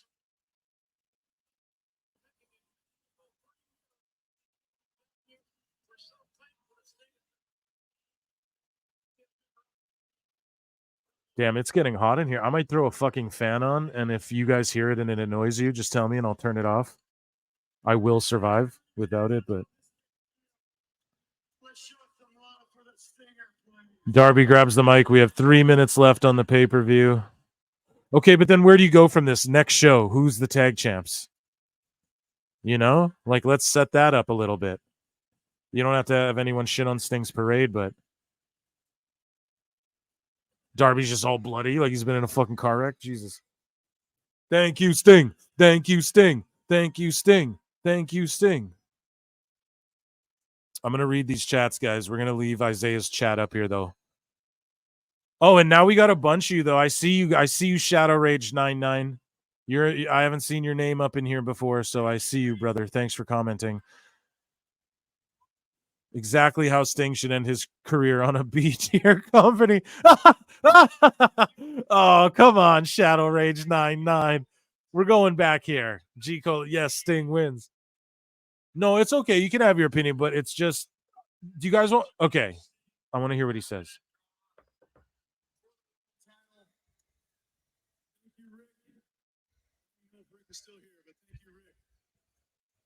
I don't know if you guys can hear this or not, but you were incredible in '88 and beyond, all the way to this very night. I've been saying on all kinds of interviews, I just want this to be a night that wrestling fans will not forget.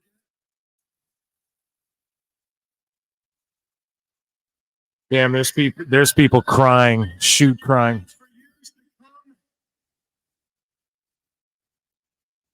And it is me that's saying this is a night that I will never forget. Thank you, Greens. Huge elation. Sorry if you guys couldn't hear that. I was trying to get you to hear that if you could. Awesome. But yeah, that's Sting's little last speech there. People are crying.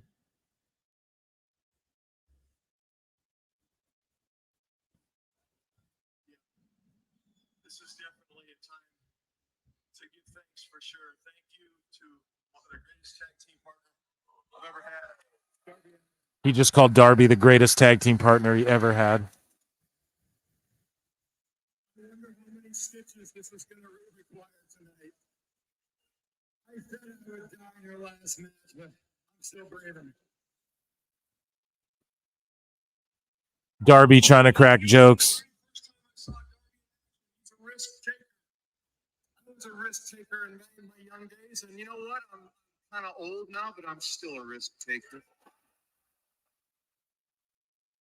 Especially if I'm here in Greensboro.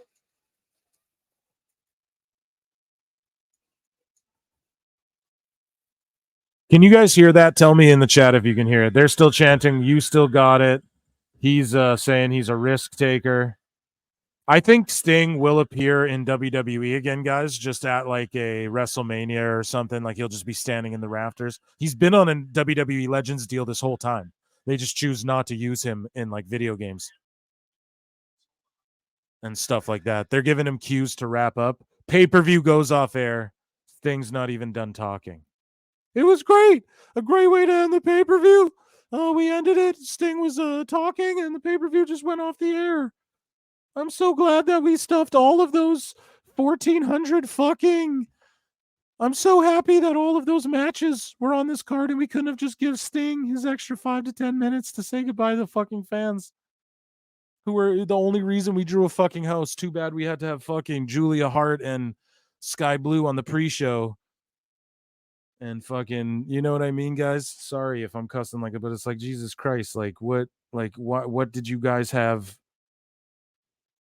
Like, what was the plan? Like, what do you mean? Like, so that FTR BCC match had to be on the card? You know what I mean? That had to be on the card so Sting could get cut off in the middle of the fucking pay-per-view going off air, dude. That is crazy, man. That is crazy to me.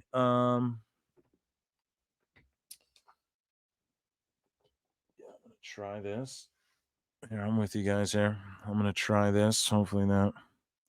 Yeah, Bang Bang Scissor Gang, a 12-man fucking tag. Hey, how about we don't do that? And Sting gets an extra 10 minutes to fucking talk and get chanted away. And he's like, "Oh, I'm a risk taker and shit." It's like, I thought he was gonna be like, "We challenge any tag team to come out and, you know, blah blah blah," or some shit. I don't know, something. Or if he was gonna be like, "I'll stick around for one more match, a rematch with the Bucks or something."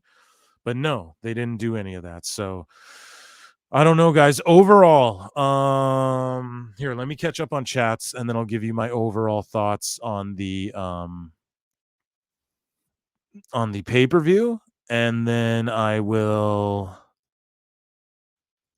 watch that press conference together. I think that sounds like a really good plan. Yeah, the media scrum. I got it right here. I'll give it a like. We'll give it a likey. Like-ski. Okay, guys. So let me read some comments. Where were we? Okay, all the way up here. Okay, Darby Allin is still planning to climb. Hold on, got to wet the whistle.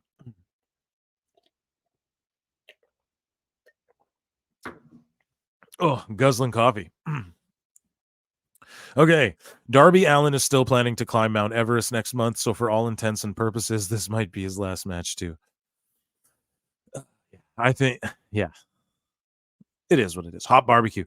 Why OFMFG? Why? I'm sure that was at a glass spot or something.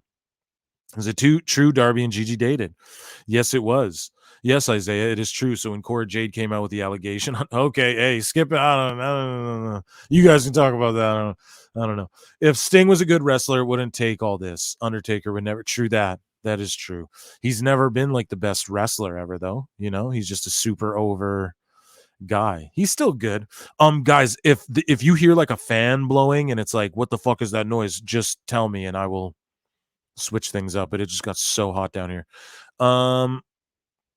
Okay. Take all this. Undertaker would never. It'd be funny if the Bucks just put a boot on Flair's back while Flair's protecting Sting and the ref counted it. All right. LTK. Where did Undertaker's last match happen? You know what? At this point, I hope Sting wins. Then we would have another tournament to crown. Exactly. That's all. Tournament battle royal. Tournament battle royal. Yes, Sting wins. Yes, he did. Thank you, Sting. Sting should get the right to handpick a new partner for that's what I'm thinking might happen. Or something like that. Exactly how Sting should end on a B tier company. Yeah, yeah. We read that before. Sting versus Undertaker WrestleMania confirmed. I mean, hey, that could go down at 40. Sting's he's obviously got in-ring shape for this, and Taker's in-ring shape, and even if they had like a fucking stare down, that might be silly and dumb, of us to say that. But I mean, biggest WrestleMania ever. Everyone, oh, they're gonna put fucking The Rock in Perth. No, they're not. No, they didn't. They didn't need to do that. It's the UFC model. That's why you guys listen to PWT. Yeah, because I told y'all it's the UFC model. You just go in there with like a mediocre thing. Not mediocre, but it's like you don't need Punk and all your biggest stars because it's your first time going into that territory in that country. It's not their first time ever, but it's their first time in like a long time breaking it open. And so people are going to turn out regardless. They got like 45,000. It's called not hotshot booking. So next time they go, it'll be 60,000 and it'll be The Rock. And then they can go, it's the biggest ever of ever. And then the third time they go, they can have this guy and this guy and this guy, and they got Elimination Chamber. Like, what more do you want than Logan Paul and Cody and shit? But yeah, Sting Taker at WrestleMania. I'd fucking, if I had the money, dude, I'd do it. Wait, I actually forgot for 2 seconds. Darby's climbing Everest. Yeah, who the fuck remembers that? Press conference. Yes, sir. Stick around. I will let you know. I have it on live. I will show the screen and all of that. You guys can just watch it right here on Pro Wrestle Times PWT live show. Don't forget about Bang Bang Scissor. Yeah, we read that. Hot BBQ, you douche. I want to forget about Sting to WWE Mania confirmed. Yeah, Andy Johnson, you might be onto something, brother. Meltzer will find a way to blame the poor fans or the DVRs on why Sting. Yeah. Well, his last argument too, I'm gonna do it for Dave Meltzer, dumb moment of the week. He goes, well, he's arguing with Alvarez again about like the overrun or whatever, and they're like, oh, well, they told me. Like, I know because they told me. And it's like, yeah, Dave, we don't all get to text Tony Khan. You fucking idiot. Like, the fuck?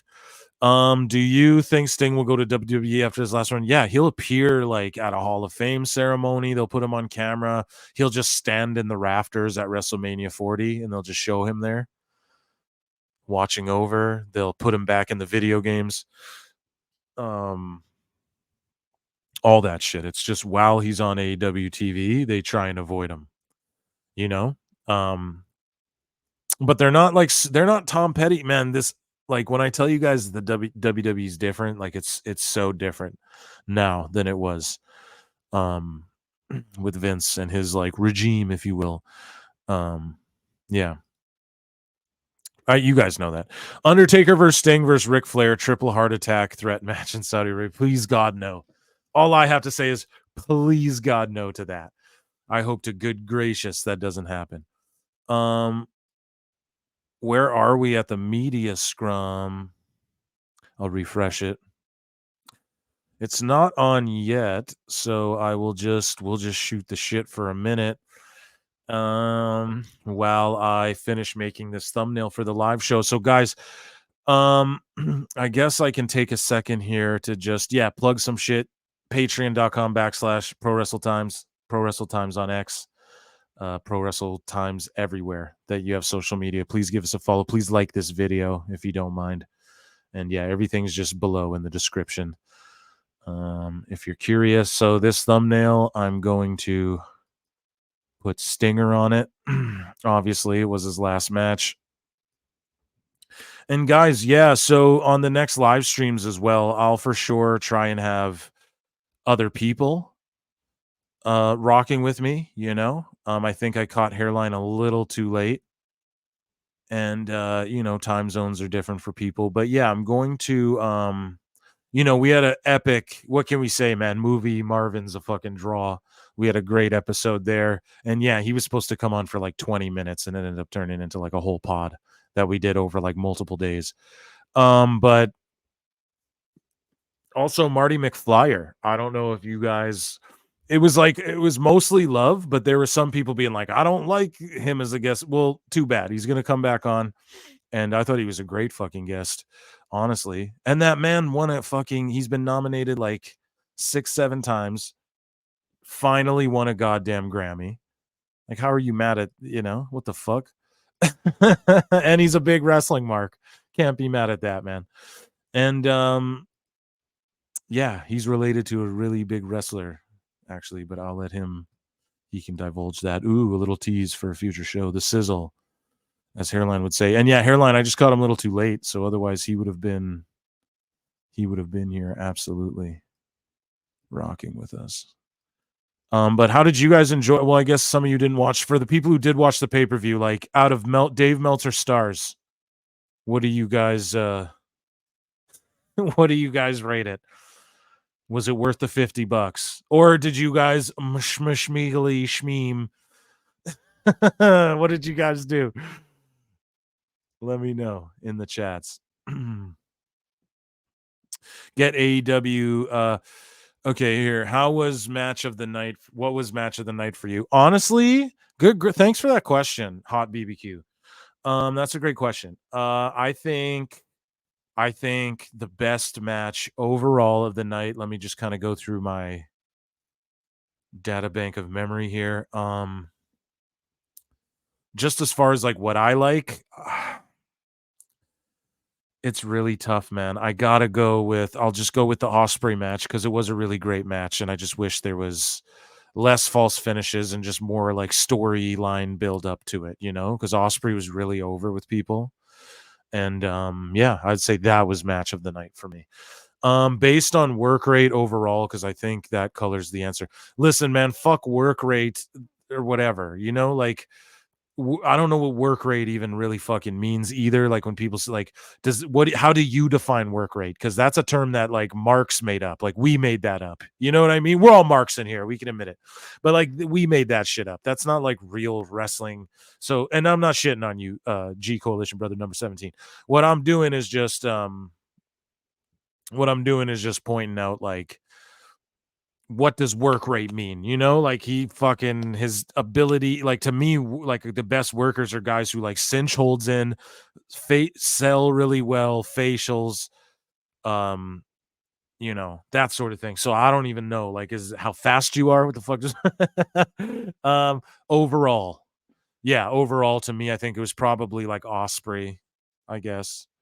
Get AEW neckbeards, yeah. So he was in here earlier, and yeah, we talk off pod, and he'll do one. I think he'll come on Pro Wrestle Times podcast, and it might take him time before he does a live show, but I would love for him to join, you know, and I think he would too, but I just don't know if he's like super up for all that. And you guys, honestly, like he's not like this big AEW hater. Even it's not really like that. He just clowns on the shit, you know? And I don't know. It's just jokes. Watch wrestling, revamped wrestling, watch wrestling, wink. We just did, bro. We just did, and we enjoyed it. Hopefully you enjoyed it too. G Coalition Brothers, Sting and Darby versus Young Bucks. I mean, what about it? Oh, that was your match? Yeah, I mean, no, that was a fun match. I mean, but did you watch it? I forget who's watching and who's not. 4 stars. Great. Work rate is not a thing. There you go, Revamp Wrestling. You reiterated sort of what I said. Going by the IWC definition, basically what you call move porn. Yeah. Sweet. No, that's where I watched it. Streams. Oh, sorry. So, hey, now let's not fucking. Should we remove this from the chat? We should. Here, the last one I'm deleting, but don't take it personally. It's just bickety bang. That's where you watch it. Stream. Okay, everybody say hi to Revamp Wrestling. Thank you. Revamp, give us another good little tweet. But yeah, we're not. Yeah, there you go. So we're just, hey, just looking out for you, brother. I ain't looking at it. It ain't my problem. No sell equals good work rate. Yeah, exactly. What does work rate mean to you? So at the scrum, nobody's come out yet. I'm sure Sting's still talking in the ring. Let me refresh it. Their chat's going wild. Thank you, Sting. Thank you, Sting. They have 15,000 people watching. Don't worry, guys. I'll share the screen when we're Andy Johnson, LOL Phil. LOL Andy. What's up, buddy?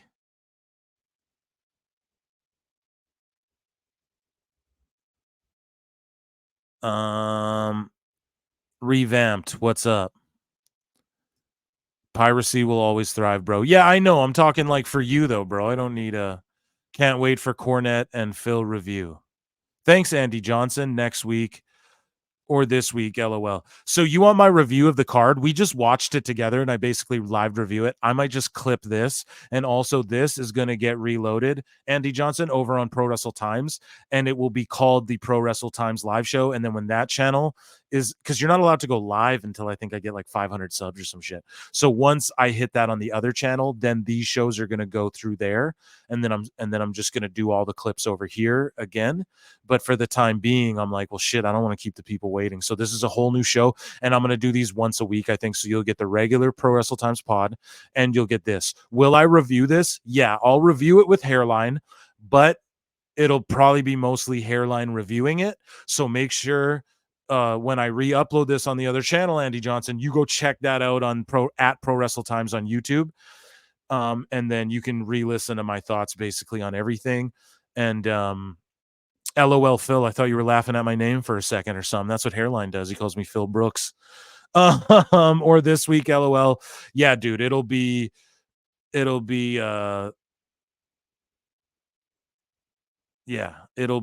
this week. Thank you, Sting. Yeah, gotcha. Yeah, dude, come on. I'm just fucking with you, Revamped. So when is Ricky Starks going to WWE? Probably fucking sooner than later if his contract just expired. Tony Khan, they say he doesn't do the 90-day thing. I don't think he does because the way Punk walked into his walked out of AEW there that last time after he was fired, quote unquote, but really it was they paid him. Like he got paid in the shade. That's why he'll take a little less money in WWE. But when I don't know if they do the 9-month thing or the 90-day thing because they're all against that, right? So I think probably just right away is what I would assume, right? Why was Vince so out of touch when he was running WWE? Because he was old, very old, and he was doing too much. He's doing what Tony Khan's doing. He's doing a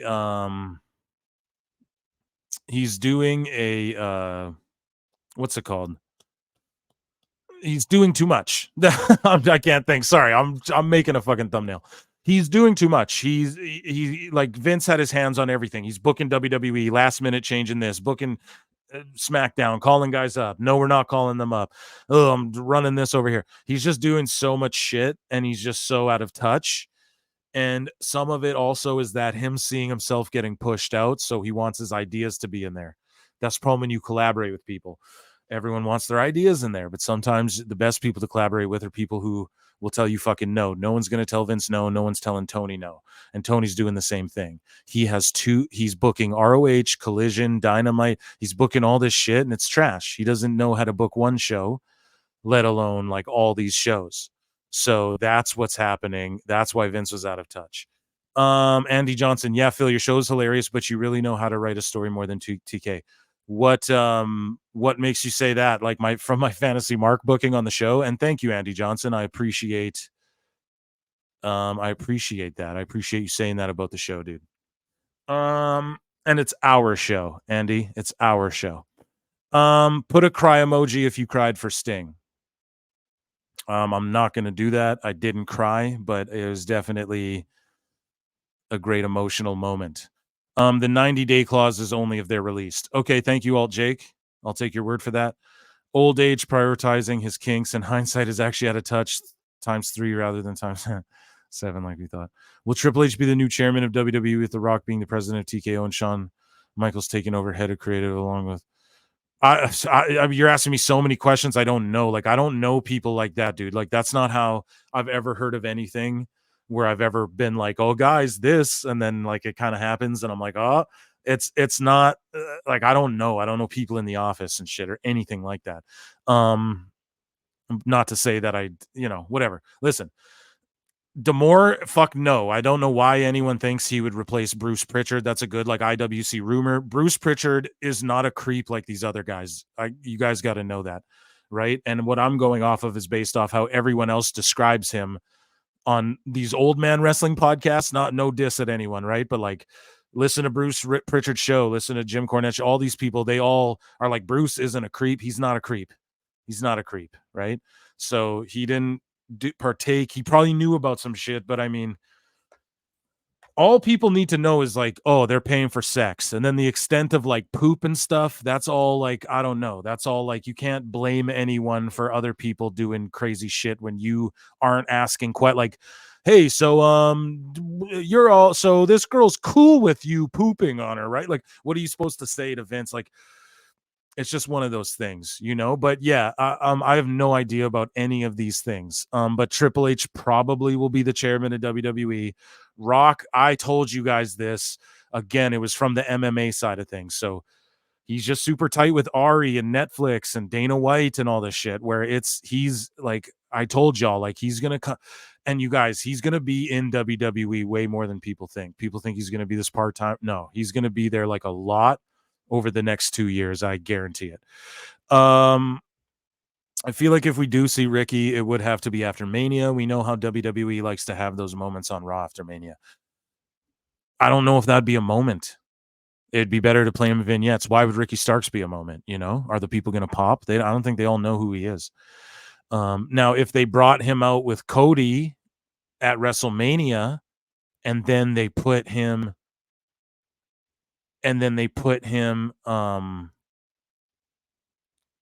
like on Raw, and they're just like, we signed Ricky Starks, here's a match, maybe that would get like a pop, but I don't think if a contract expires, someone can jump immediately. Yeah, that's what I thought. Thanks for clarifying that.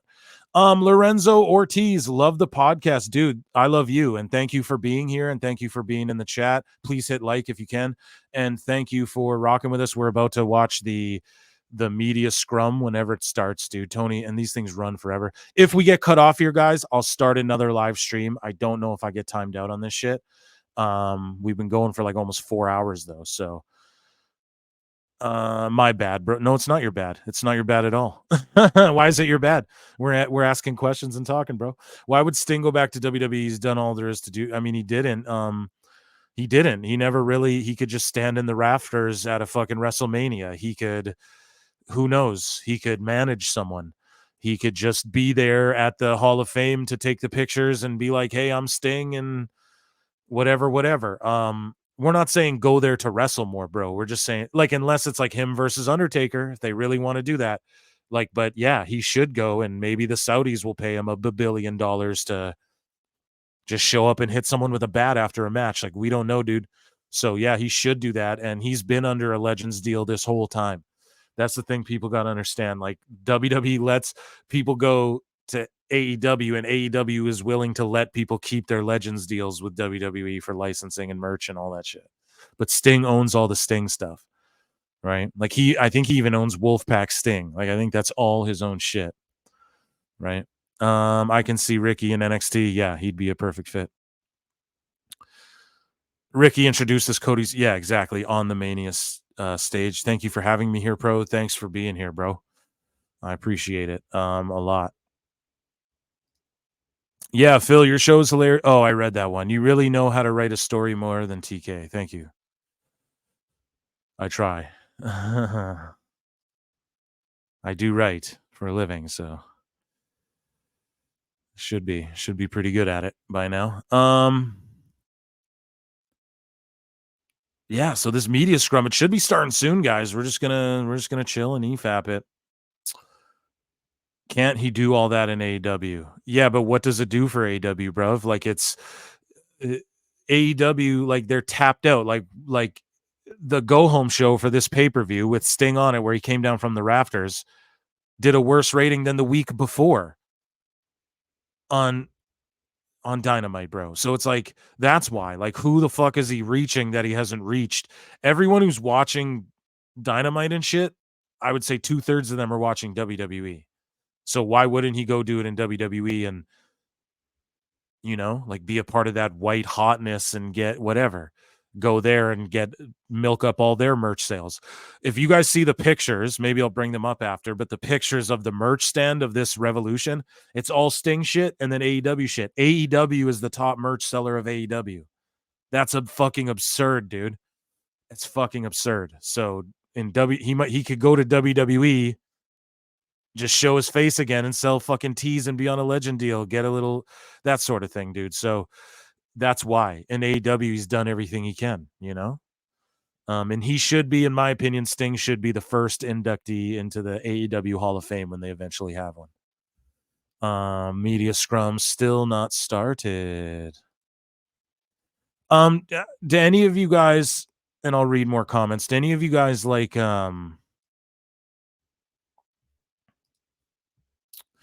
any of you guys like MMA as well? Just asking. I would have Ricky debut with Cody at Mania, make it seem like he's just an entourage guy with a 90s haircut. Then he actually helps fight the bloodline when they interfere. Yeah, that's what I mean. You need people to fight the bloodline off. Watch Ricky and Lexus King have an amazing feud. Oh, that's what I mean. Have an amazing feud on NXT and get incredible ratings on the CW. Yeah, he could be the face of the CW. He could be the NXT champ, him versus King, as their two top guys. Call Ilya and them up. Trick Williams can be in that mix too. Time for a Sting podcast like the one Mick Foley does. Those are good. I don't think so. I don't think Sting will really shoot on anyone. I don't think he'll, you know. What other wrestling company should WWE partner with? Fuck. TNA would be good, but I like that TNA can work with anybody. But I don't know. They don't need to partner with anybody. Like New Japan, but they'll already do that. Motherfuckers should be looking to partner with WWE. That's what we should be asking. I can see Ricky and Sean Spears having a feud on it. Absolutely. Sean Spears is in the mix. Yeah, you know. And I like that Spears just did his AEW shit in WWE again. Because that's what it should be. You should allow to keep your gimmick and naturally progress and not be like fucking Brutus the Barber Beefcake where you got to change your gimmick 17,000 times. You know, all this dumb shit. And we're almost there, I think, right? Where's Tony? Tony fucking, oh, I'm getting soda water, and people are commenting, still nothing. Someone's commenting in there, Tony Khan and the whole roster in the ring with Sting right now. And we're sitting here waiting.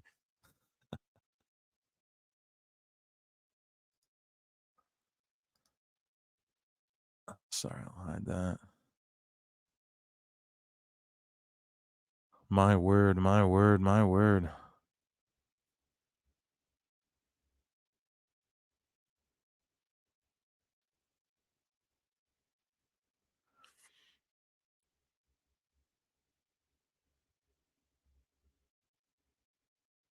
All right, my friends. Yeah, I'm still here. Don't worry. We're here rocking together. How will WWE book Julia when she makes her debut? Fucking really good, I hope. Better than AEW. Ricky can pull off the glorious yeah. That's the thing too, man. Bobby Roode, he's just kind of retiring, but he could have a match here or there. I just hope I don't know. It'd be cool if they just like had him and James Storm just team one time on an NXT or some type of shit. You know? WWE's got to do a little bit of that Mark shit, which they have been doing. They have been. But like this Sting shit was all Mark shit right now, you know? Like what's going on right now tonight? This whole thing was just Mark fucking Tony's fantasy Mark booking come to life, which is fine.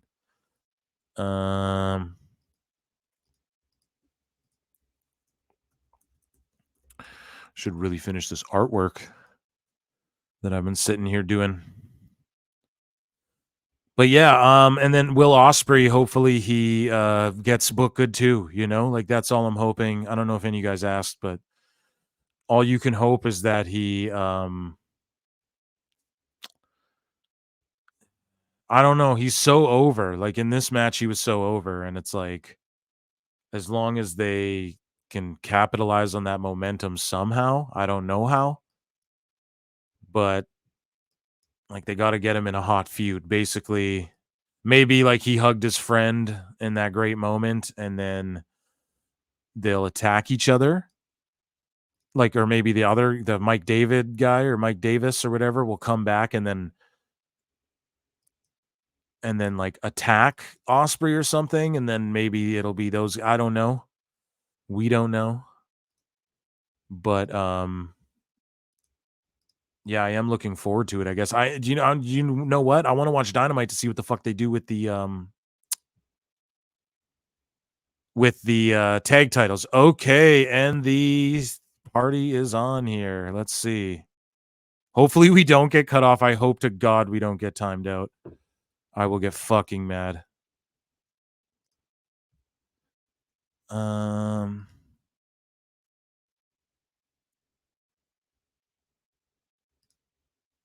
Really feel like we were deeming this